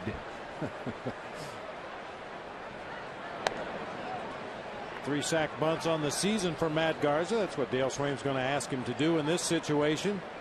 And we have seen Matt pull the bat back and swing away when those corner infielders charge hard. So not a given that he's going to try to put down a bunt, but you would certainly expect it.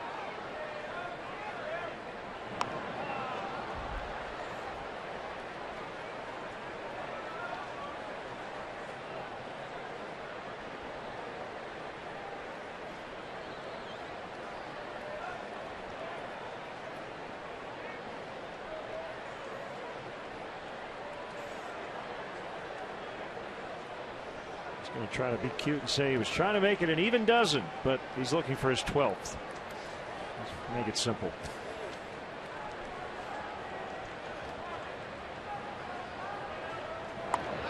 Knocks it down, and this will be number 12. Goes 3-4.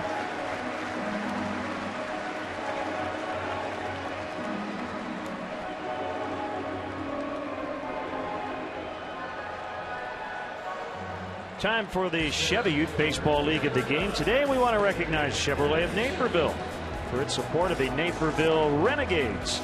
Chevrolet of Naperville and your Chicagoland and Northwest Indiana Chevy dealers support leagues and young ball players in their communities through the Chevy Youth Baseball program. From the big leagues to the youth leagues, Chevy is truly the official vehicle of baseball.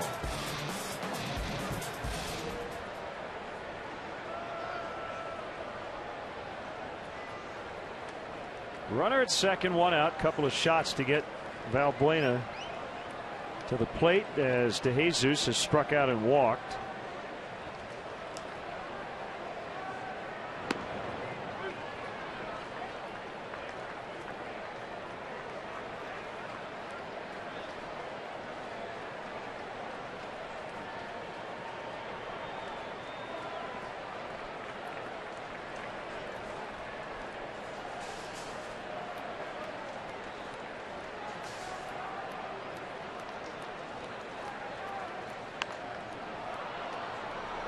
Down by Johnson, and he'll get the out at first.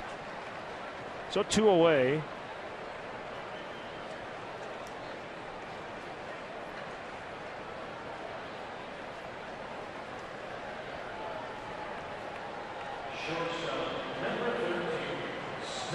Starlin, who has walked and hit into a 6-4-3 double play.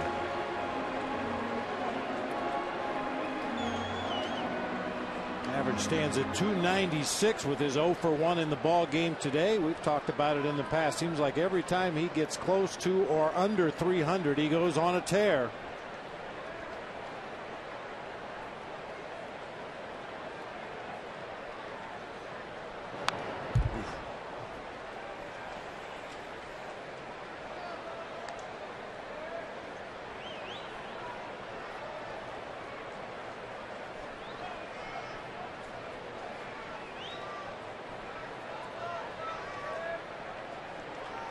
Hydrate, young man. His Cubs wristbands on. Although we call them forearm bands for him.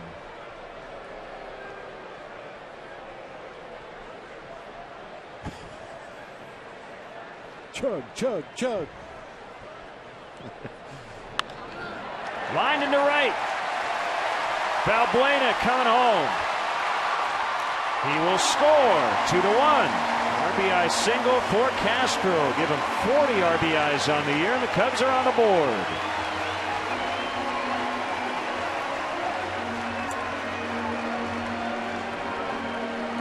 Take what they give you. Nice piece of hitting by Starlin Castro. Gets a breaking ball off the plate away. Stays right on it. Lines it cleanly into right field. With 2 outs in the inning, Luis Valbuena off on contact. He'll score easily as El Caballo cuts that one off.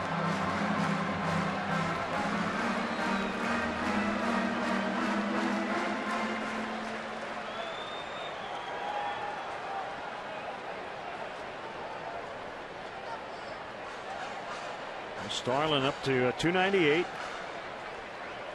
with that RBI single. Good to see that leadoff walk come back and score. Give Garza half an RBI there for the sac bunt, getting Valbuena into scoring position in the first place. Rizzo at the plate, and the throw to first.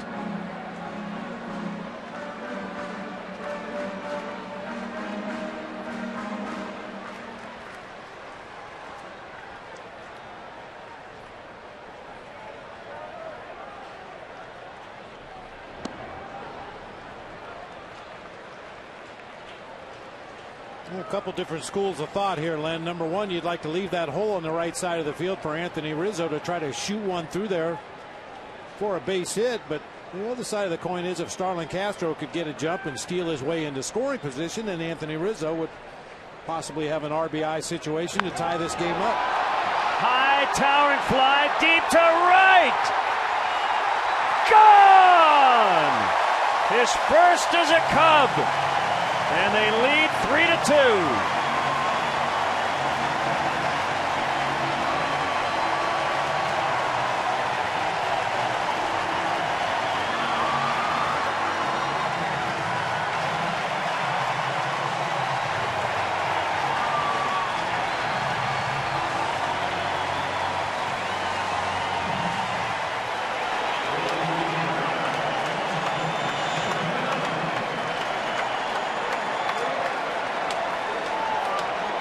Second of his big league career.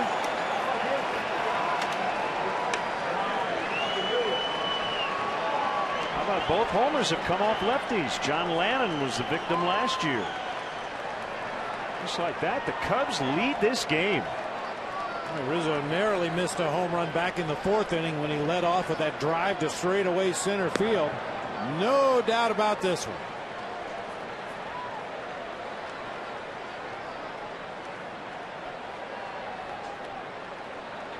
I mean, what little bit of wind there is here this afternoon continues to blow in from right field out of the east, but didn't affect that one in the least.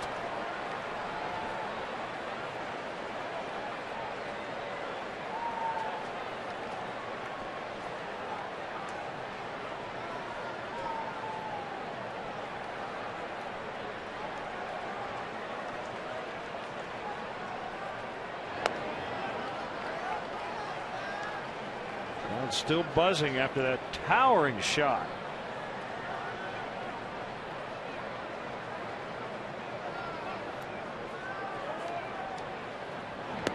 Swing and a miss to end the inning. Castro with a 2-out RBI single, make it 2-1, and then Anthony Rizzo blast off.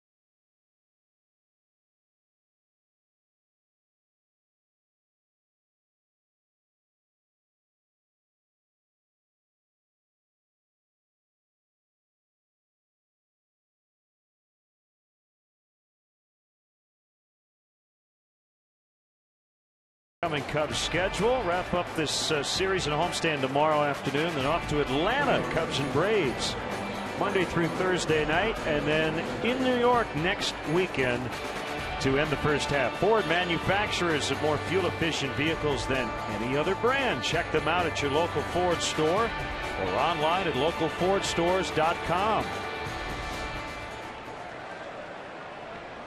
Anthony Rizzo with a booming 2-run go-ahead homer. And the Cubs have their first lead today, 3-2.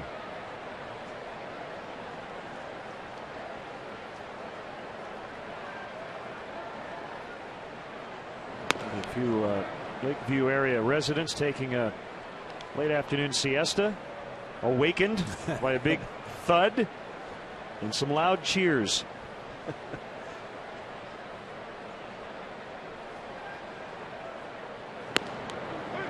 Inside corner to Bogusevic.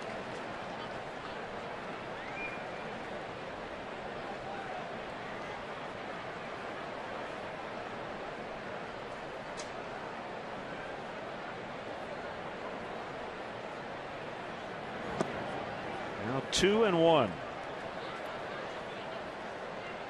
Garza's dealt with a lot of base runners today, but benefited from 3 double play balls. He's given up 9 hits. He's walked 2. That's 11 base runners through 5.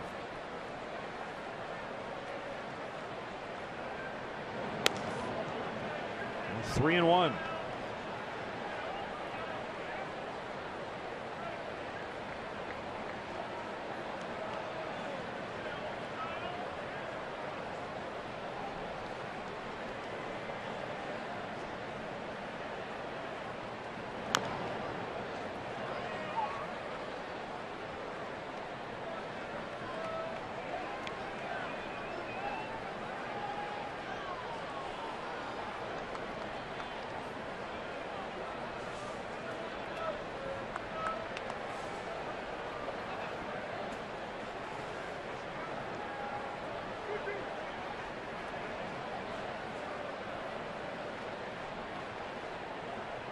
Garza ready, the wind and the payoff delivery. Bounced foul. And this is where the pitch count has really climbed today for Matt Garza after getting to 2 strikes on a number of these Astro hitters. They just continue to foul pitch after pitch into the stands in foul territory.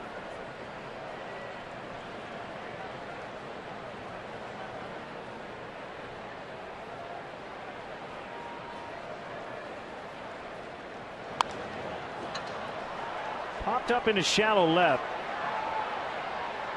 Castro with a smart play saw Soriano was going to have an issue getting there, so he just called for it. Looked like Soriano did get there, but Castro took it anyway, and they discuss. Let's step aside and see what's coming up on WGN.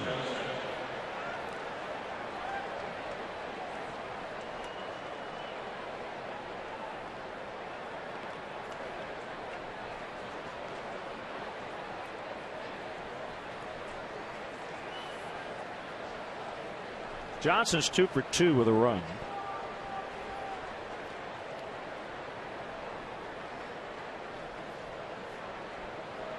Was 0 for 12 coming in.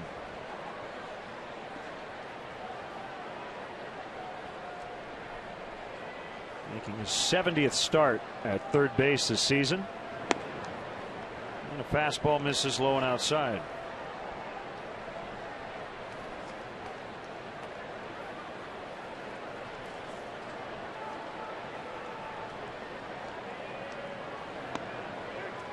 Slider strike. Left-hander Scott Maine is up. Earlier this week he got his first major league win.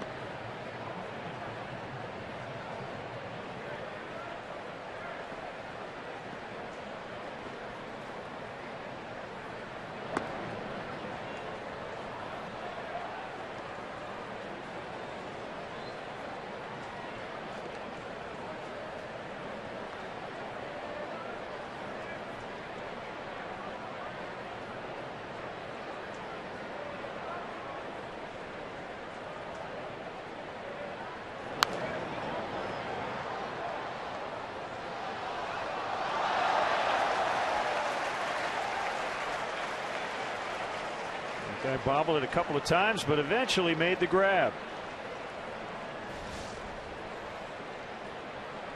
1, 2, got it. Whoa! Whoa! Almost tried to do too much with that play.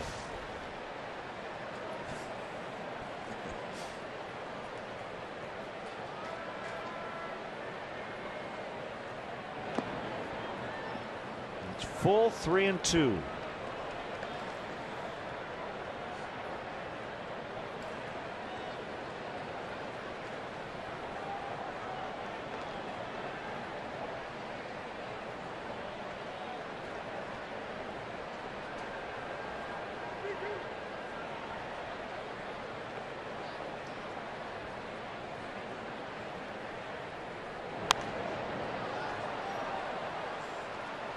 Steven Strasburg had to leave his start against the Braves today after 3 innings. They're saying due to heat exhaustion. Was 104 at game time in Atlanta. Strasburg nearly 70 pitches, 67 pitches in 3 innings.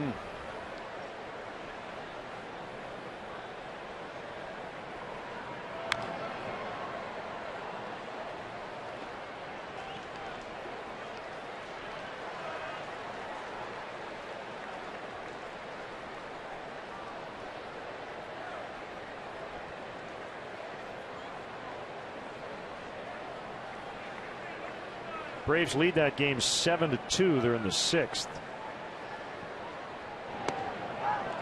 And he walked him.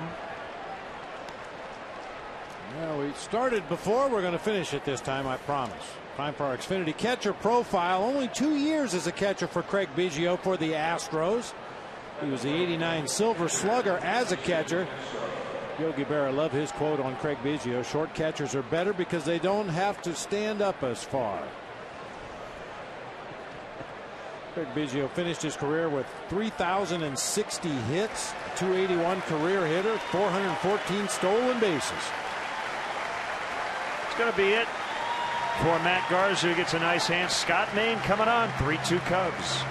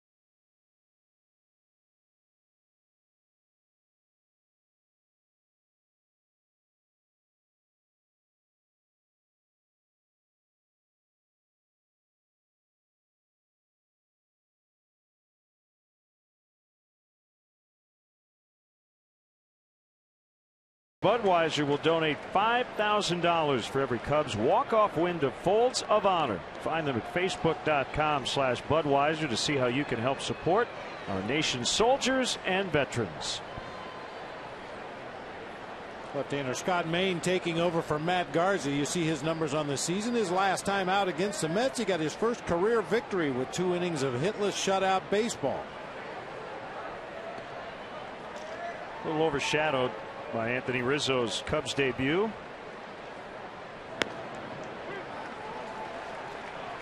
And the first pitch strike on the catcher Jason Castro.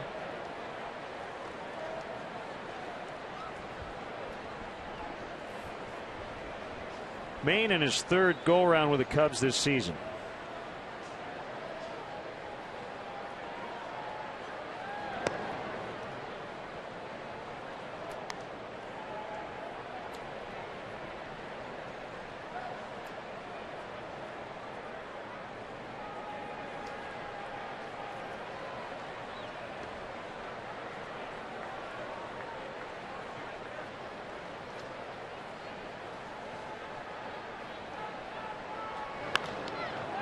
be a base hit. Starlin Castro shaded a little bit towards second. Throw comes to third. Going to have a play there. Out! Chris Johnson trying to take the extra base. Thrown out by Soriano. Shaky base running by the Astros in this series. Good throw by Soriano. Soriano moving slightly to his left, which I believe was a determining factor for Johnson. Looked like he may have gotten his hand in before the tag, but good recovery that time by Soriano. Astros once again running themselves potentially out of an inning here.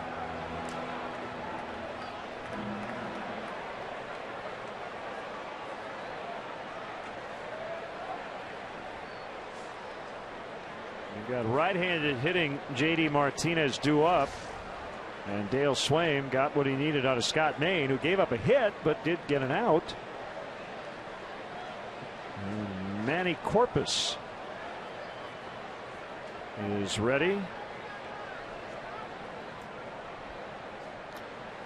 Well, he makes a call, and we'll be back.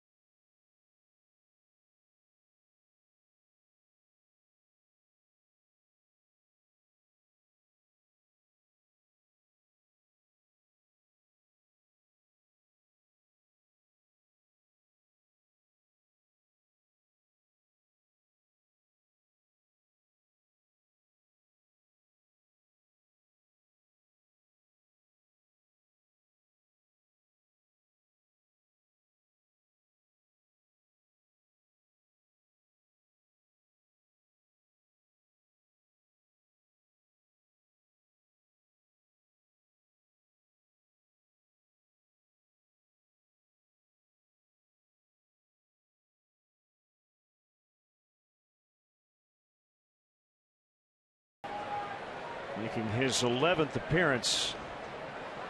Jason Castro did advance to second on that throw to third. So the tying run is in scoring position with 2 outs. I did ask Manny about what he writes in the back of the mound before every appearance. He said it's a personal thing.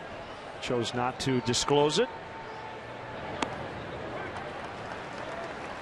And a strike on a slider. See a lot of sliders from Corpus. Yep, a lot of different arm angles, something he's doing more and more of this year.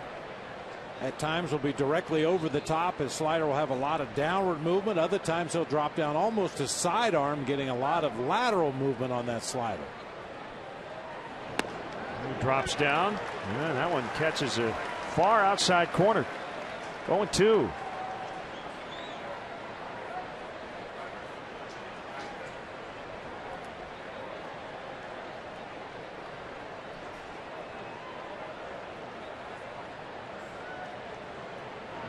Swing and a miss. Just like that, the inning is over. They strand him in. 3-2 Cubs.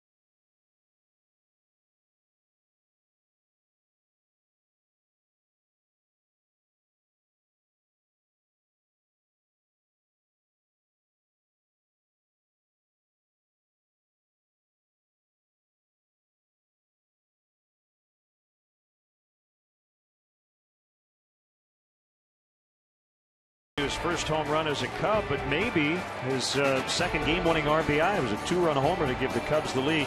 Strange line from Matt Garza. Gave up 9 hits, but just 2 earned runs, and he would qualify for the win.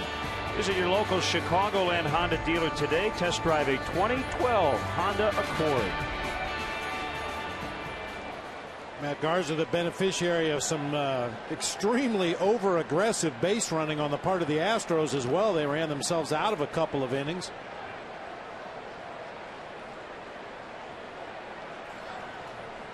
Happ still in there facing Brian LaHair to start the Cubs' 6th. That caught the outside edge.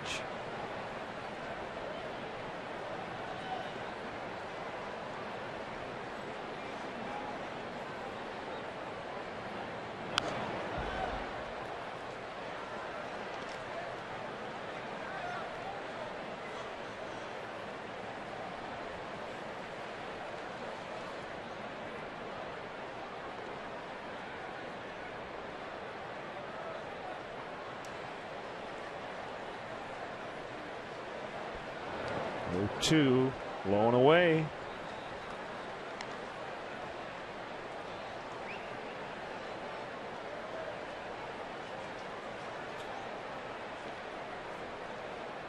At times it's been a grind for both starting pitchers.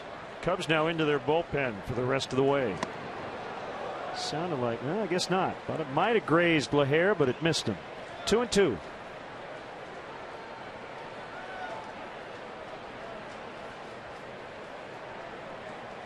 Well, there were reports the Orioles and Phillies are close to a deal that would send Jim Thome back to the American League.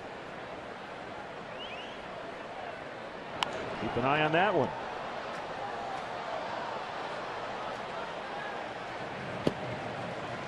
Lefty James Russell up in the Cubs bullpen. You have to believe that Jim Thome would be a much more usable piece for the team that gentleman roots for, the Orioles. You have the DH in the American League. That would seem perfectly suited for Jim Thome at this stage of his career. How about that? That guy caught the ball as I was mentioning the Orioles. Weird.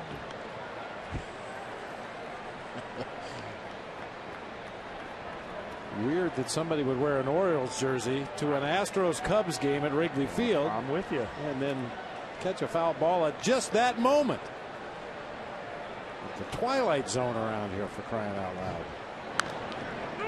Pulled on the ground. It's fair. And it'll go 3-1. Tickets are still available for the 2012 Cubs season, including the next homestand against the Diamondbacks and the Marlins beginning Friday, July 13th, just after the All-Star break. To purchase tickets, visit Cubs.com, call 1-800-THE-CUBS, or visit the Wrigley Field box office. Psst. This way. Hey. Must be a wiffle ball game going on out there in the street. And they were just recreating a scene from Blair Witch Project.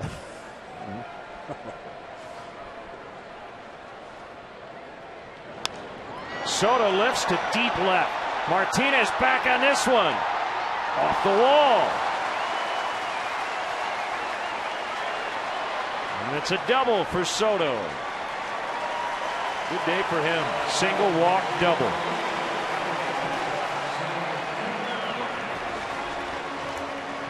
Oh, a smoke to straightaway left field. Another changeup. Remember, first at bat he hit a fastball. Next at bat he saw a bunch of changeups.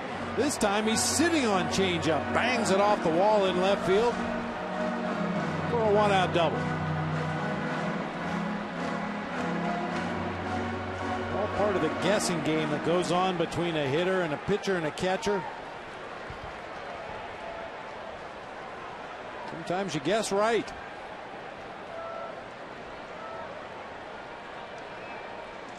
Pitch to Barney. Misses low.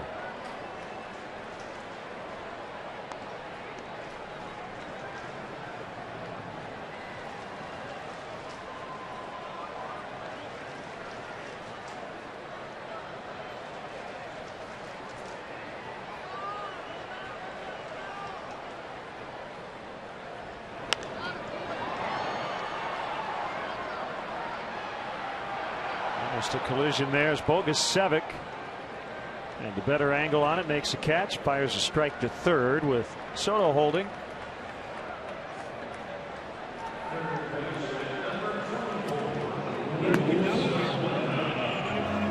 Right-hander David Carpenter cracking it up down in that Astros bullpen. He was throwing a little bit in the last inning, just playing some catch. He looks like he's cranking it up in earnest now.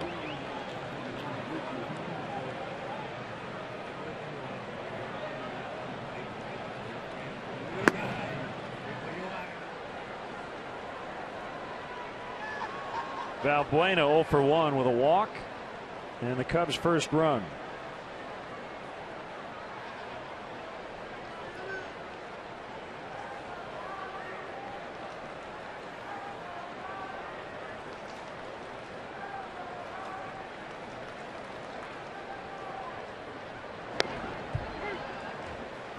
Is one of those at bats, Len, earlier in the ball game. You could possibly see an intentional walk to Luis Valbuena with 2 outs in the inning to go after the pitcher in the on-deck circle. But since the Cubs are already into the bullpen, it's Reed Johnson who has moved out into the on-deck circle. So the Astros are going to go right after the left-handed hitting Valbuena. Ground ball right to Lowry. He picks it up and fires to Lee in plenty of time. We go off to the 7th. Cubs leading 3-2.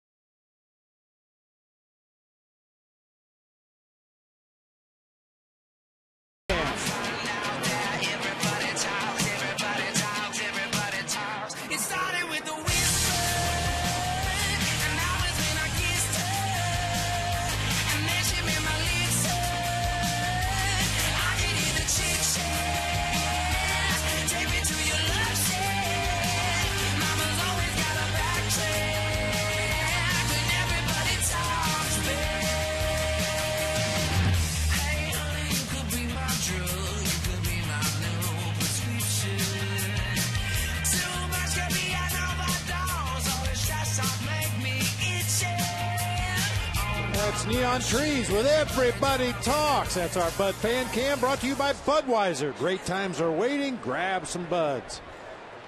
Reed Johnson now playing right. He'll hit in the 9th spot, meaning he'll lead off the Cubs 7th. James Russell in.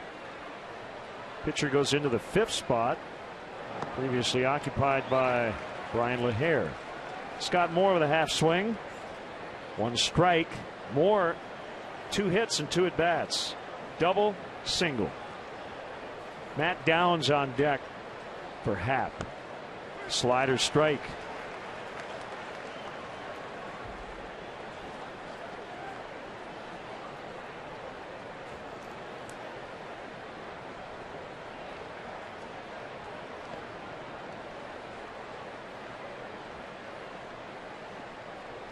Len, we know it doesn't always translate from batting practice into the game itself, but I watched Matt Downs take BP today, and he put on quite a show.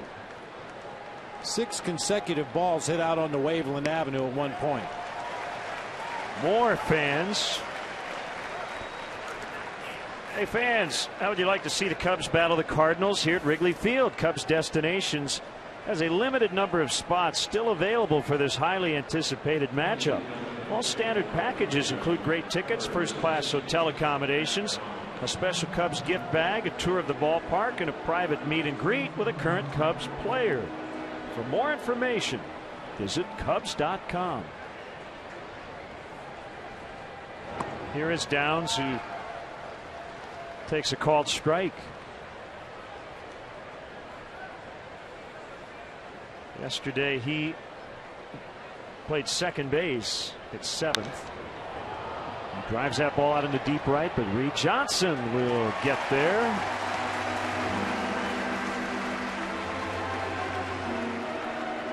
Two quick outs. Well, you can have a great batting practice, but that might be the only chance for Downs in the game.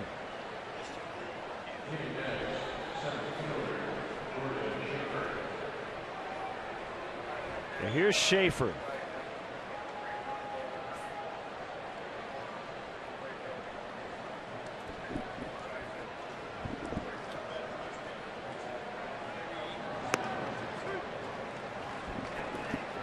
Strike one.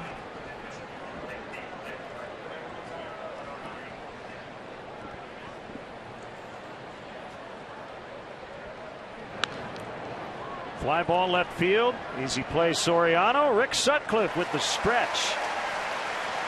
Today's guest conductor for Take Me Out to the Ball Game, former Cubs great Rick Sutcliffe. Hey! All right, Chicago, let me hear you. A 1, a 2, a 3. Take me out to the ball game. Take me out to the crowd. Buy me some peanuts and yeah, if I ever get back, let's root for the. If they don't win, it's a shame for it. Out at the old ball game.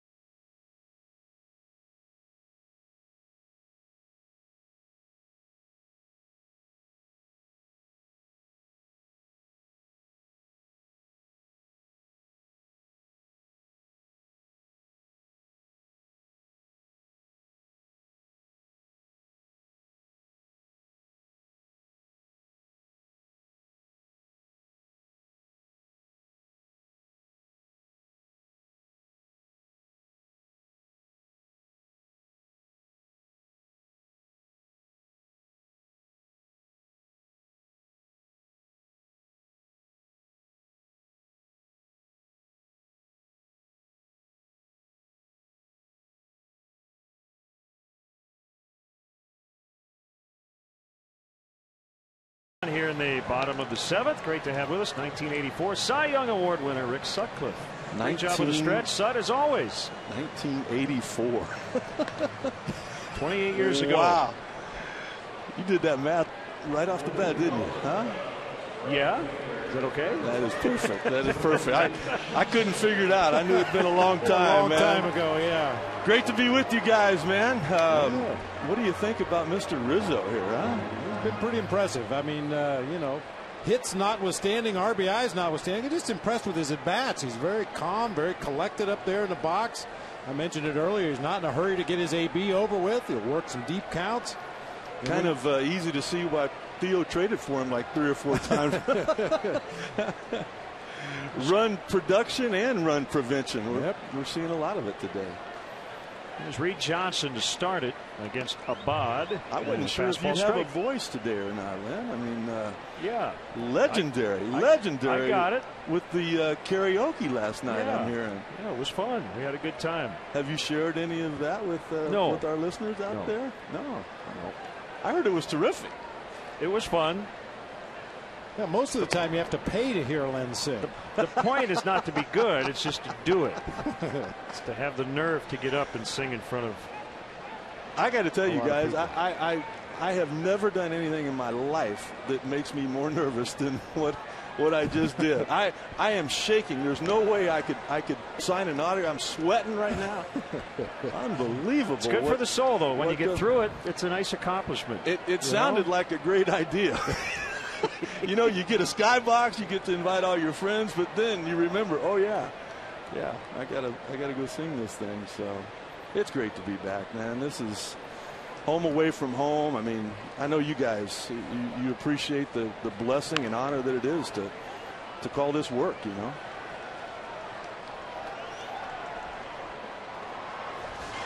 All right, here we go. Oh my goodness. You know what's funny about that, Bobby? Jody Davis told me, he said, look, I want to have the ball in my glove for that final lap. And my plan was to throw that fastball about a foot outside, as I did, and then come back and bounce a slider and get it over. But when Lee Wire raised his arm saying strike three, I was like, no, don't call it. I'll get him on the next one. But look how far outside this is. I mean, it would have hit a right-handed hitter in the knee. That would have hit you, Bobby. That was the days before pitch track. See, you could get away with those fastballs 8 inches off the outside corner. We watched the Atlanta Braves do that for a long time. Bogasevic can't get it, and that ball's going to roll all the way into the corner. And Johnson has a leadoff double.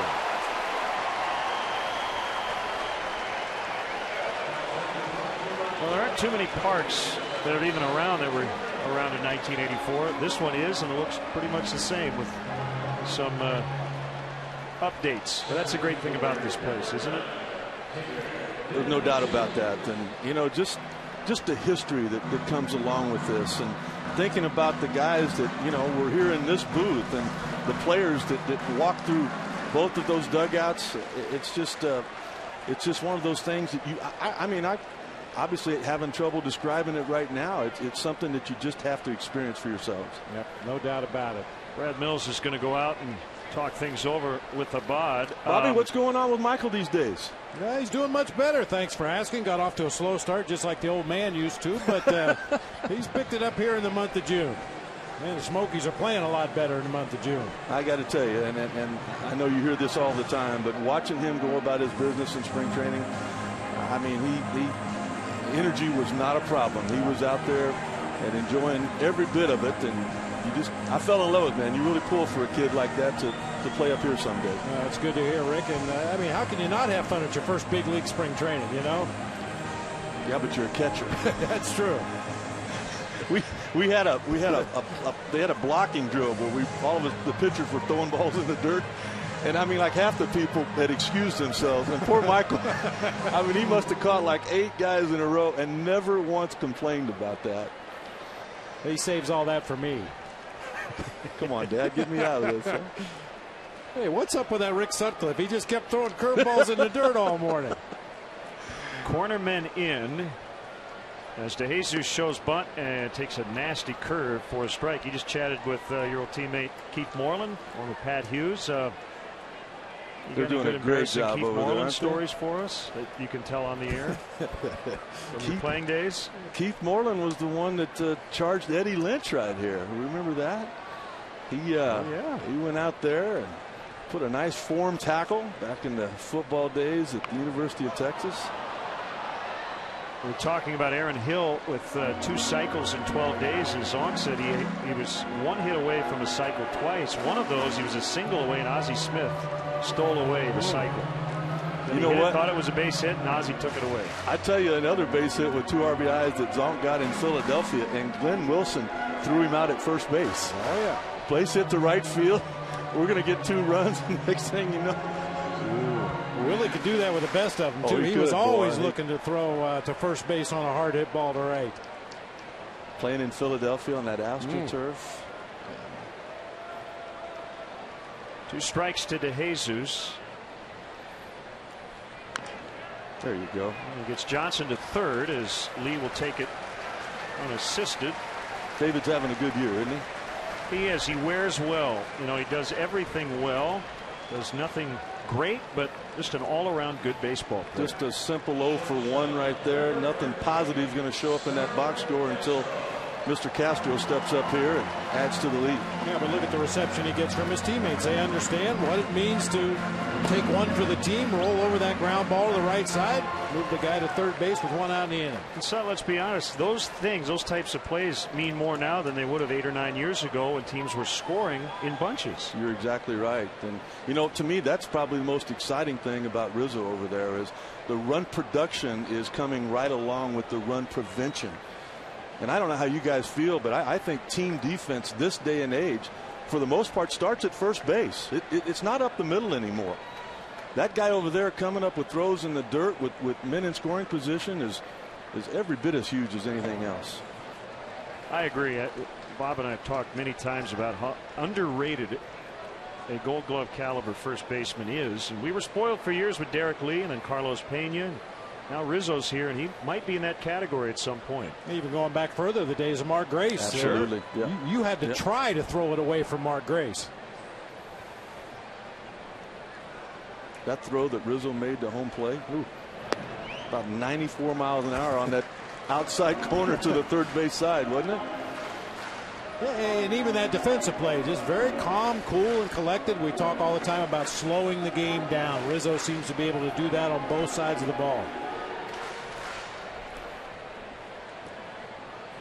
We were trying to figure out earlier today who the Cubs All-Star is going to be. Is it Mr. Castro? You think he's heading back to Kansas City again? That would be my guess. Soriano's made a good case over the last 6 weeks, but if I had to pick right now, I'd go with Castro. They will intentionally walk Starlin. Well, while we have a moment, let's check out our Nissan drive of the game. I want you to pay attention to the catcher. Chris Snyder yesterday knew exactly where that Soriano blast was going. And watch Jason Castro today on Anthony Rizzo's first Cubs homer. Oh, man. Catcher knows right away by the sound of the ball off the bat, by the arc of the swing. They know where that ball's headed. Get to a Nissan dealer for great deals on innovation. You can count on innovation for all. You guys don't miss a thing, do you? That's funny. That's funny right there. My partner never misses a thing. You called a double steal earlier this year, didn't you, partner? Brewers. He saw Ryan Braun make a little signal to Niger Morgan. And he said, watch it, they're going to go. And sure enough, they did. That just comes from paying attention, doesn't it? Oh, yeah, you can learn a lot if you just watch. Yeah, you know, sometimes players will tell you what they're going to do. They think nobody's watching. That's why an observant coach or a starting pitcher on the days between his starts, if you're up there on that top step of the dugout paying attention to the hitter and the coaches and the base runners, sometimes they'll tell you what they're going to do. Just like right now, just watching Castro take his lead. A lot of times a hitter or a base stealer will do something a little bit different when he has thoughts of going. That front foot might open up just a little bit. He might raise that first arm. But if you're not paying attention to that, there's no way you're going to know when anything's different. 1-1 to Rizzo. That's a great point, Sut, because, you know, a guy like Tony Campana, a Juan Pierre, a Michael Bourne, they try to look like they're going to steal on every pitch because they don't want to give away what they're going to do. They pay as much attention to taking that lead the exact same way as you do trying to figure something else out. You know, one thing, Bobby, that I've noticed already with Rizzo here, it's a completely different swing than what we saw last year with San Diego. It's a much more versatile swing, being able to stay in that zone longer. Well, even going back to the Cactus League in spring training, he still had somewhat of a long, loopy swing, but went down to Iowa, worked very hard to correct some of his flaws, and he's closed some of those holes in his swing. You know, and the one guy that I remember talking to him a lot about it was Dale Swain. I have really been blown away with the knowledge and what a great baseball man Dale Swaim has always been. I just didn't know it until this spring training when we got a chance to spend time with him, and I know you guys have seen it. Well, and we play the Brewers so often during the course of the season, and we've had a chance to talk to their hitters over the years. And when Dale was a hitting coach up there in Milwaukee, they all raved about it. Lefty versus lefty, first and third. The Cubs lead by 1. And now they'll start over here.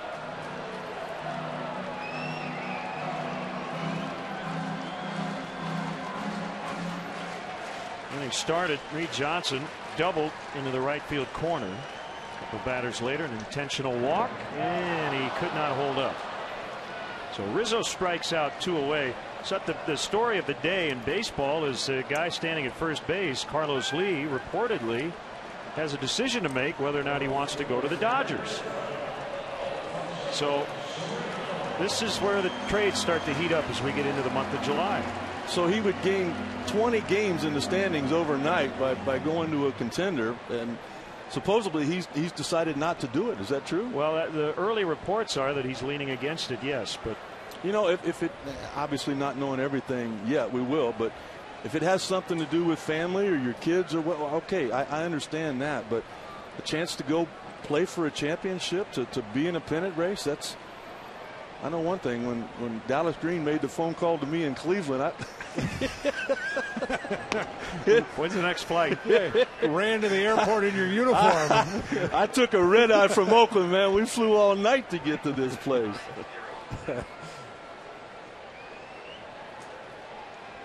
0-1 to Soriano. Swing and a miss on a fastball at 93. Where are you working next week? We'll be Monday night. Yeah, we've got the New York Yankees at Tampa, and guys, honestly, hopefully before the year's over with, the Cubs continue to play well as they have the last couple of days and get into some games that they're going to mean more. I know one thing, it's not going to take Theo Epstein long to get things on track here. The one thing that he excelled at, and there were many of them, but the number one thing was the draft. And what he did, you think about the impact players that they had coming from that farm system every year so that they could contend. Well, the farm system is not in place right now. It was even worse, I think, than what he thought. But after the draft that they just went through, things are going to get better in a hurry around here. And if you missed the news earlier, 20-year-old Cuban outfielder Jorge Soler signed a 9-year major league contract today. Swing and a miss on a changeup to end the inning. Sutton, always a pleasure. Let's go down memory lane again. 28 years ago, here it was. Ball 2. Great seeing you guys. See you, love your work. You know that.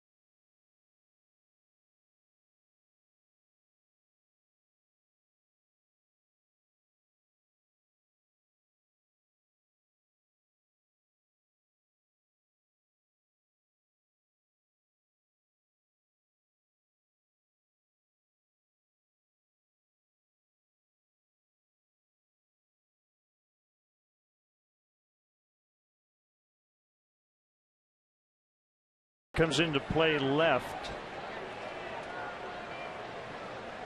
And right-hander Sean Camp here in the 8th inning with a 3-2 lead. Cubs had a chance to tack on, go by the board as Fernando Abad struck out Rizzo and Soriano to end the 7th with runners at 1st and 3rd.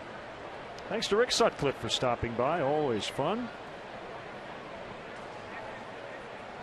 Sean Camp making his 39th appearance of the season, which, depending on what happens with Tim Burdack, Wesley Wright, and Matt Belisle, James Russell already appeared in this game for his 39th of the season. So it looks like Sean Camp's going to rank 2nd in the National League, tied with James Russell with his 39 appearances.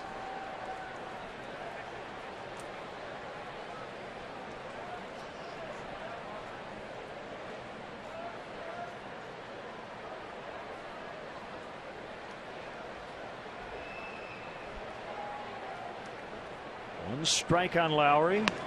Now outside 1-1. Cubs out hit today 10-6 to this point, but that hasn't mattered. They lead 3-2.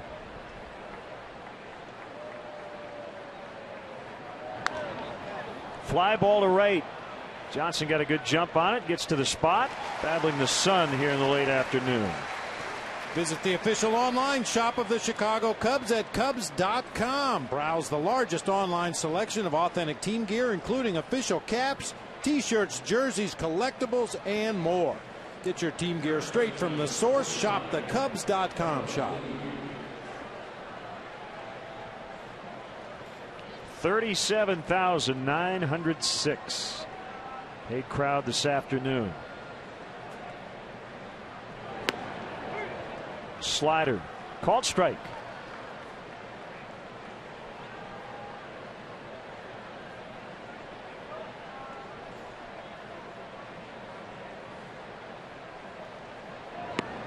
Swing and a miss.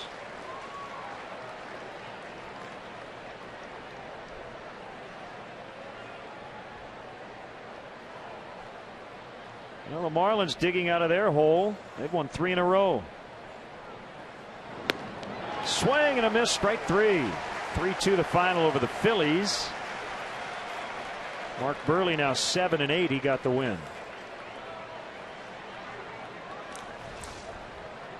We haven't had a base runner against the Cubs bullpen. A good slider. Started it right on the outside corner. Dips low and away. Very defensive swing that time by Carlos Lee for strike 3. I'll check that. Scott Maine did give up a single for the one batter he faced, but he got that big out at third as Chris Johnson was thrown out by Soriano on that play. Backdoor breaker to Bogusevic.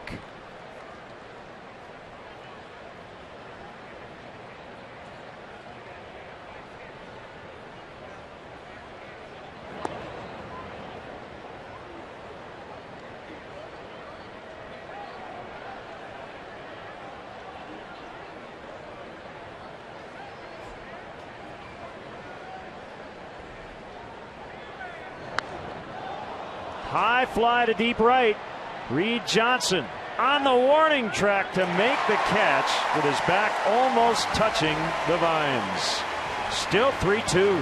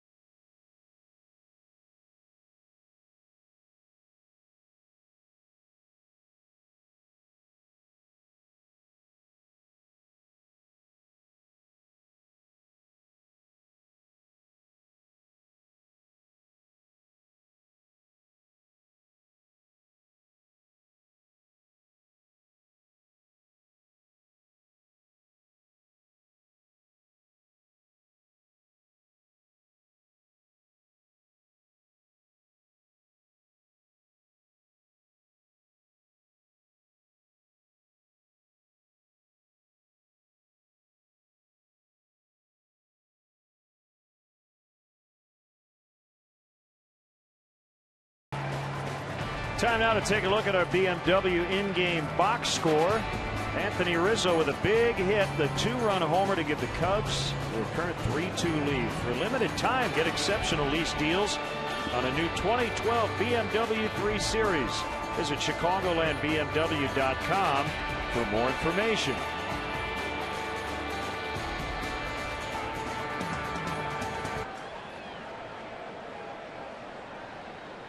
Tony Campana with his first plate appearance just came into play left, and he takes a breaking ball for a strike. And tough to find spots for him in the starting lineup here lately. Got jammed, shattered his bat as he bounces out to Scott Moore.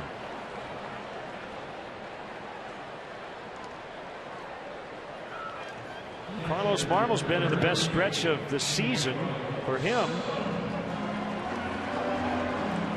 And he's up in the bullpen, got a 6th save yesterday, 4 for 4. A win and a 159 over his last 7 appearances. That'll be it for Abad.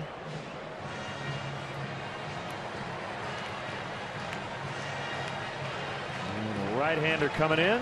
Looks like David Carpenter when we come back.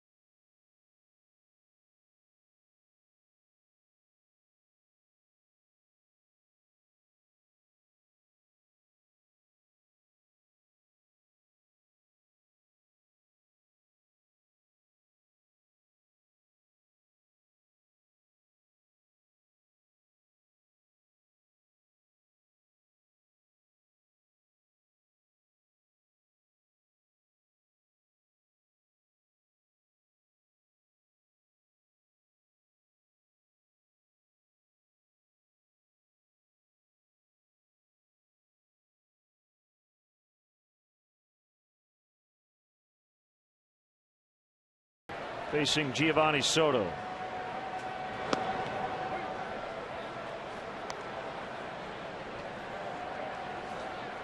One out, nobody on in the 8th. Soto's been on all 3 times.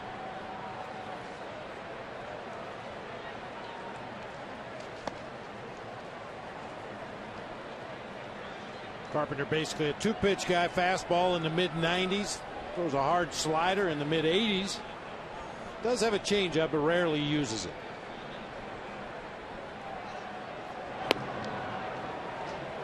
Soto went around like Everett said so.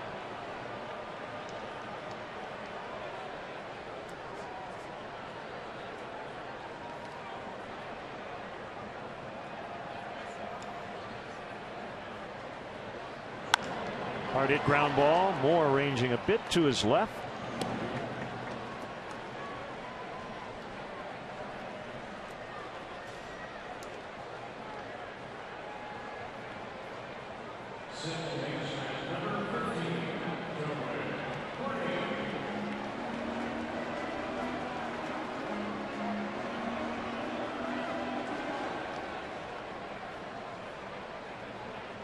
Giants getting a taste of their own medicine.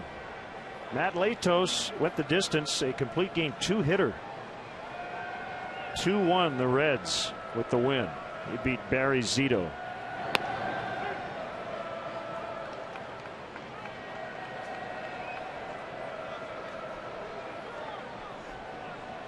So the Reds maintain sole possession of first in the Central after the Pirates won earlier today. Their game out.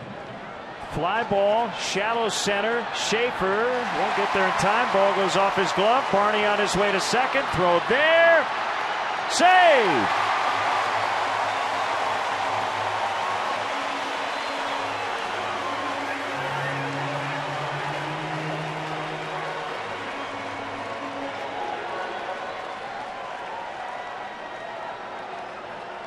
Somewhat of a lackadaisical play by Jordan Schaefer out there in center. Just ran past the baseball. That's all the break that Darwin Barney needed to attempt to get to second base. Tagged just a little bit late by Scott Moore, it appeared, as Darwin goes in on his belly. Oh, we've seen some ugly head-first slides in this ball game today, but Barney safe at second with a 2-out single and an error on Schaefer in center.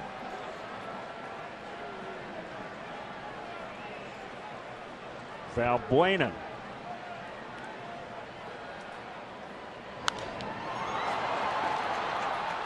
Schaefer went back, now comes in to end the inning. We go to the ninth. Marmol will face Johnson, Castro, and Martinez in a 3-2 ball game.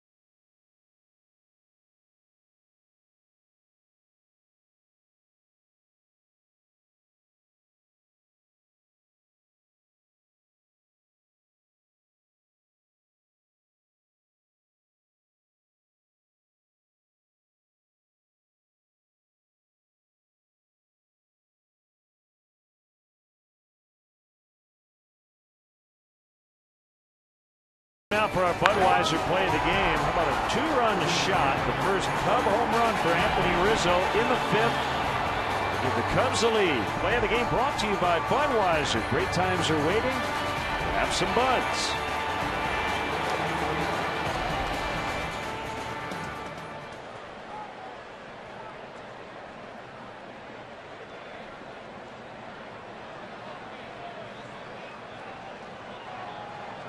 Here's Marmol.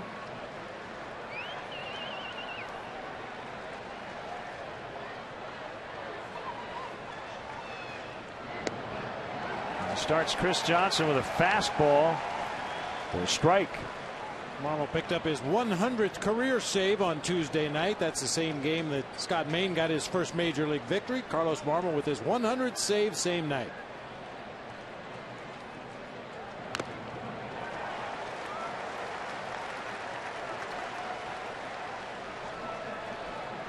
Marmol got the final 2 outs yesterday. Struck out Martinez looking. He hit Chris Snyder and then got Chris Johnson to line out to third. And the base is loaded.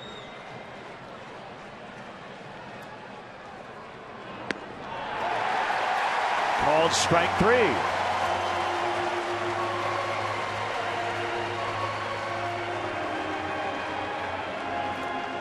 One away here in the ninth. Like the Carlos Marmol of old right there. Strike 1, strike 2, see you later. Nasty slider right in the middle of the zone with a lot of downward movement for a called strike 3.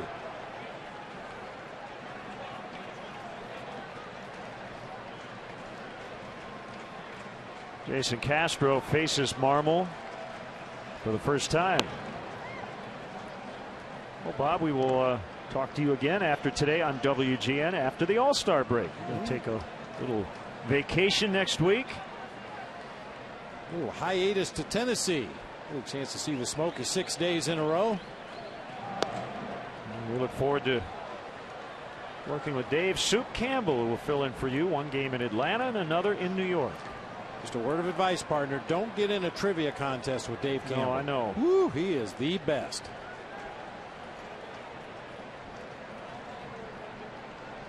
Two and 0 the count on Castro. The pitch. Slider strike, 2-1.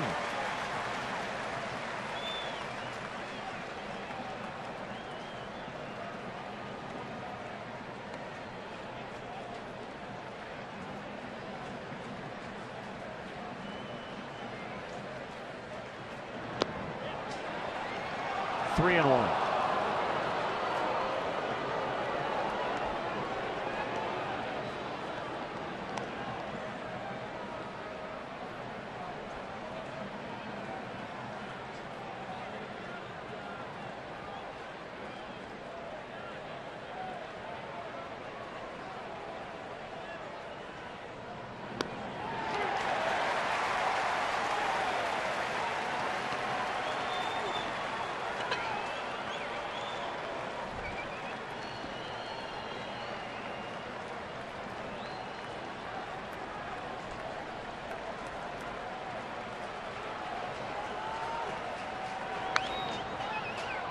Yank foul. Look out in the bullpen.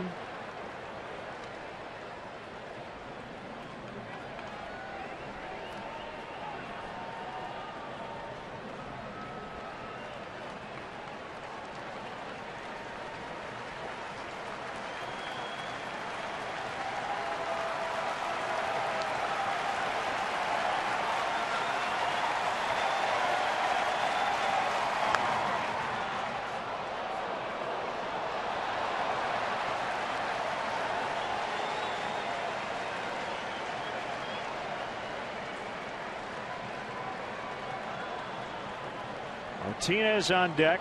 Full count on Castro.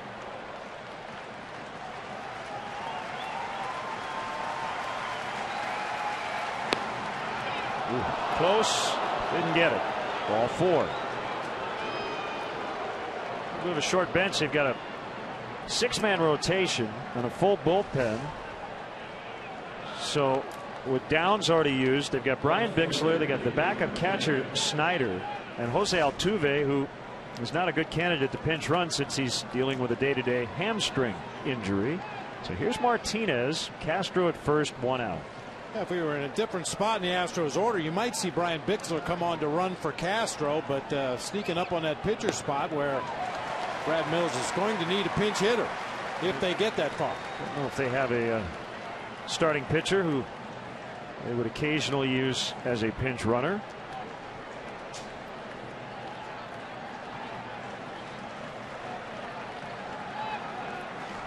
One strike on Martinez.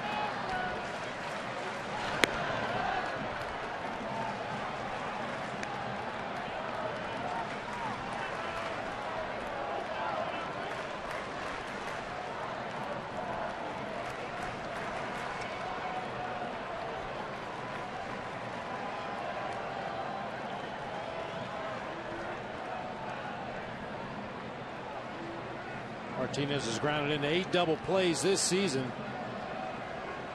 Good combination here. You've got serious lack of speed at first base, a lack of speed at the plate. All you need is that ground ball at one of your infielders right here.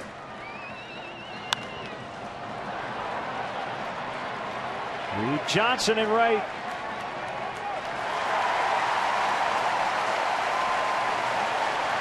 Two away. That'll bring up Scott Moore.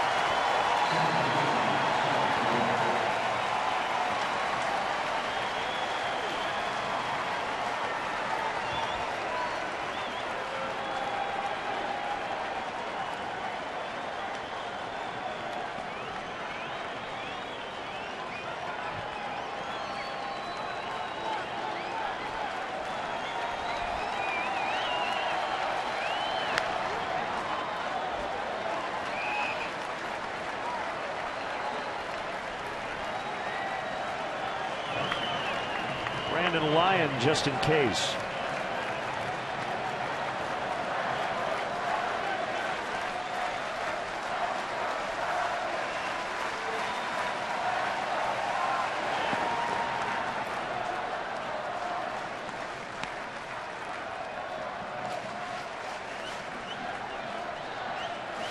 There's Altuve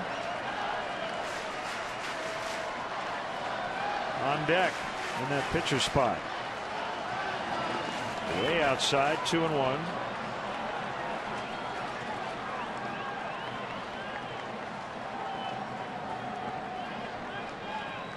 Oh, hard to miss the Astros fans with the old school rainbow jerseys.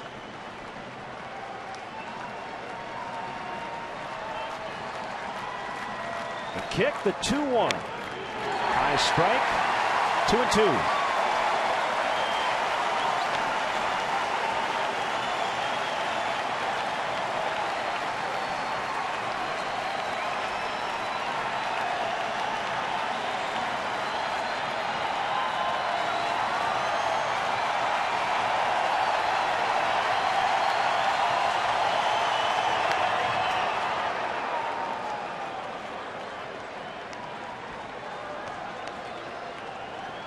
When a 2-strike count, it's nearly impossible for a left-handed batter to keep that slider fair. Yeah, left-handed catch it. Yeah, like that. The slider's just enough off speed with that movement into a left-handed hitter that about the only thing he can do is pull it foul. Swing and a miss. Cubs win. They hang on 3-2. Anthony Rizzo with a game-winning home run, his first homer as a Cub. Already a winning homestand. They'll go for the sweep tomorrow.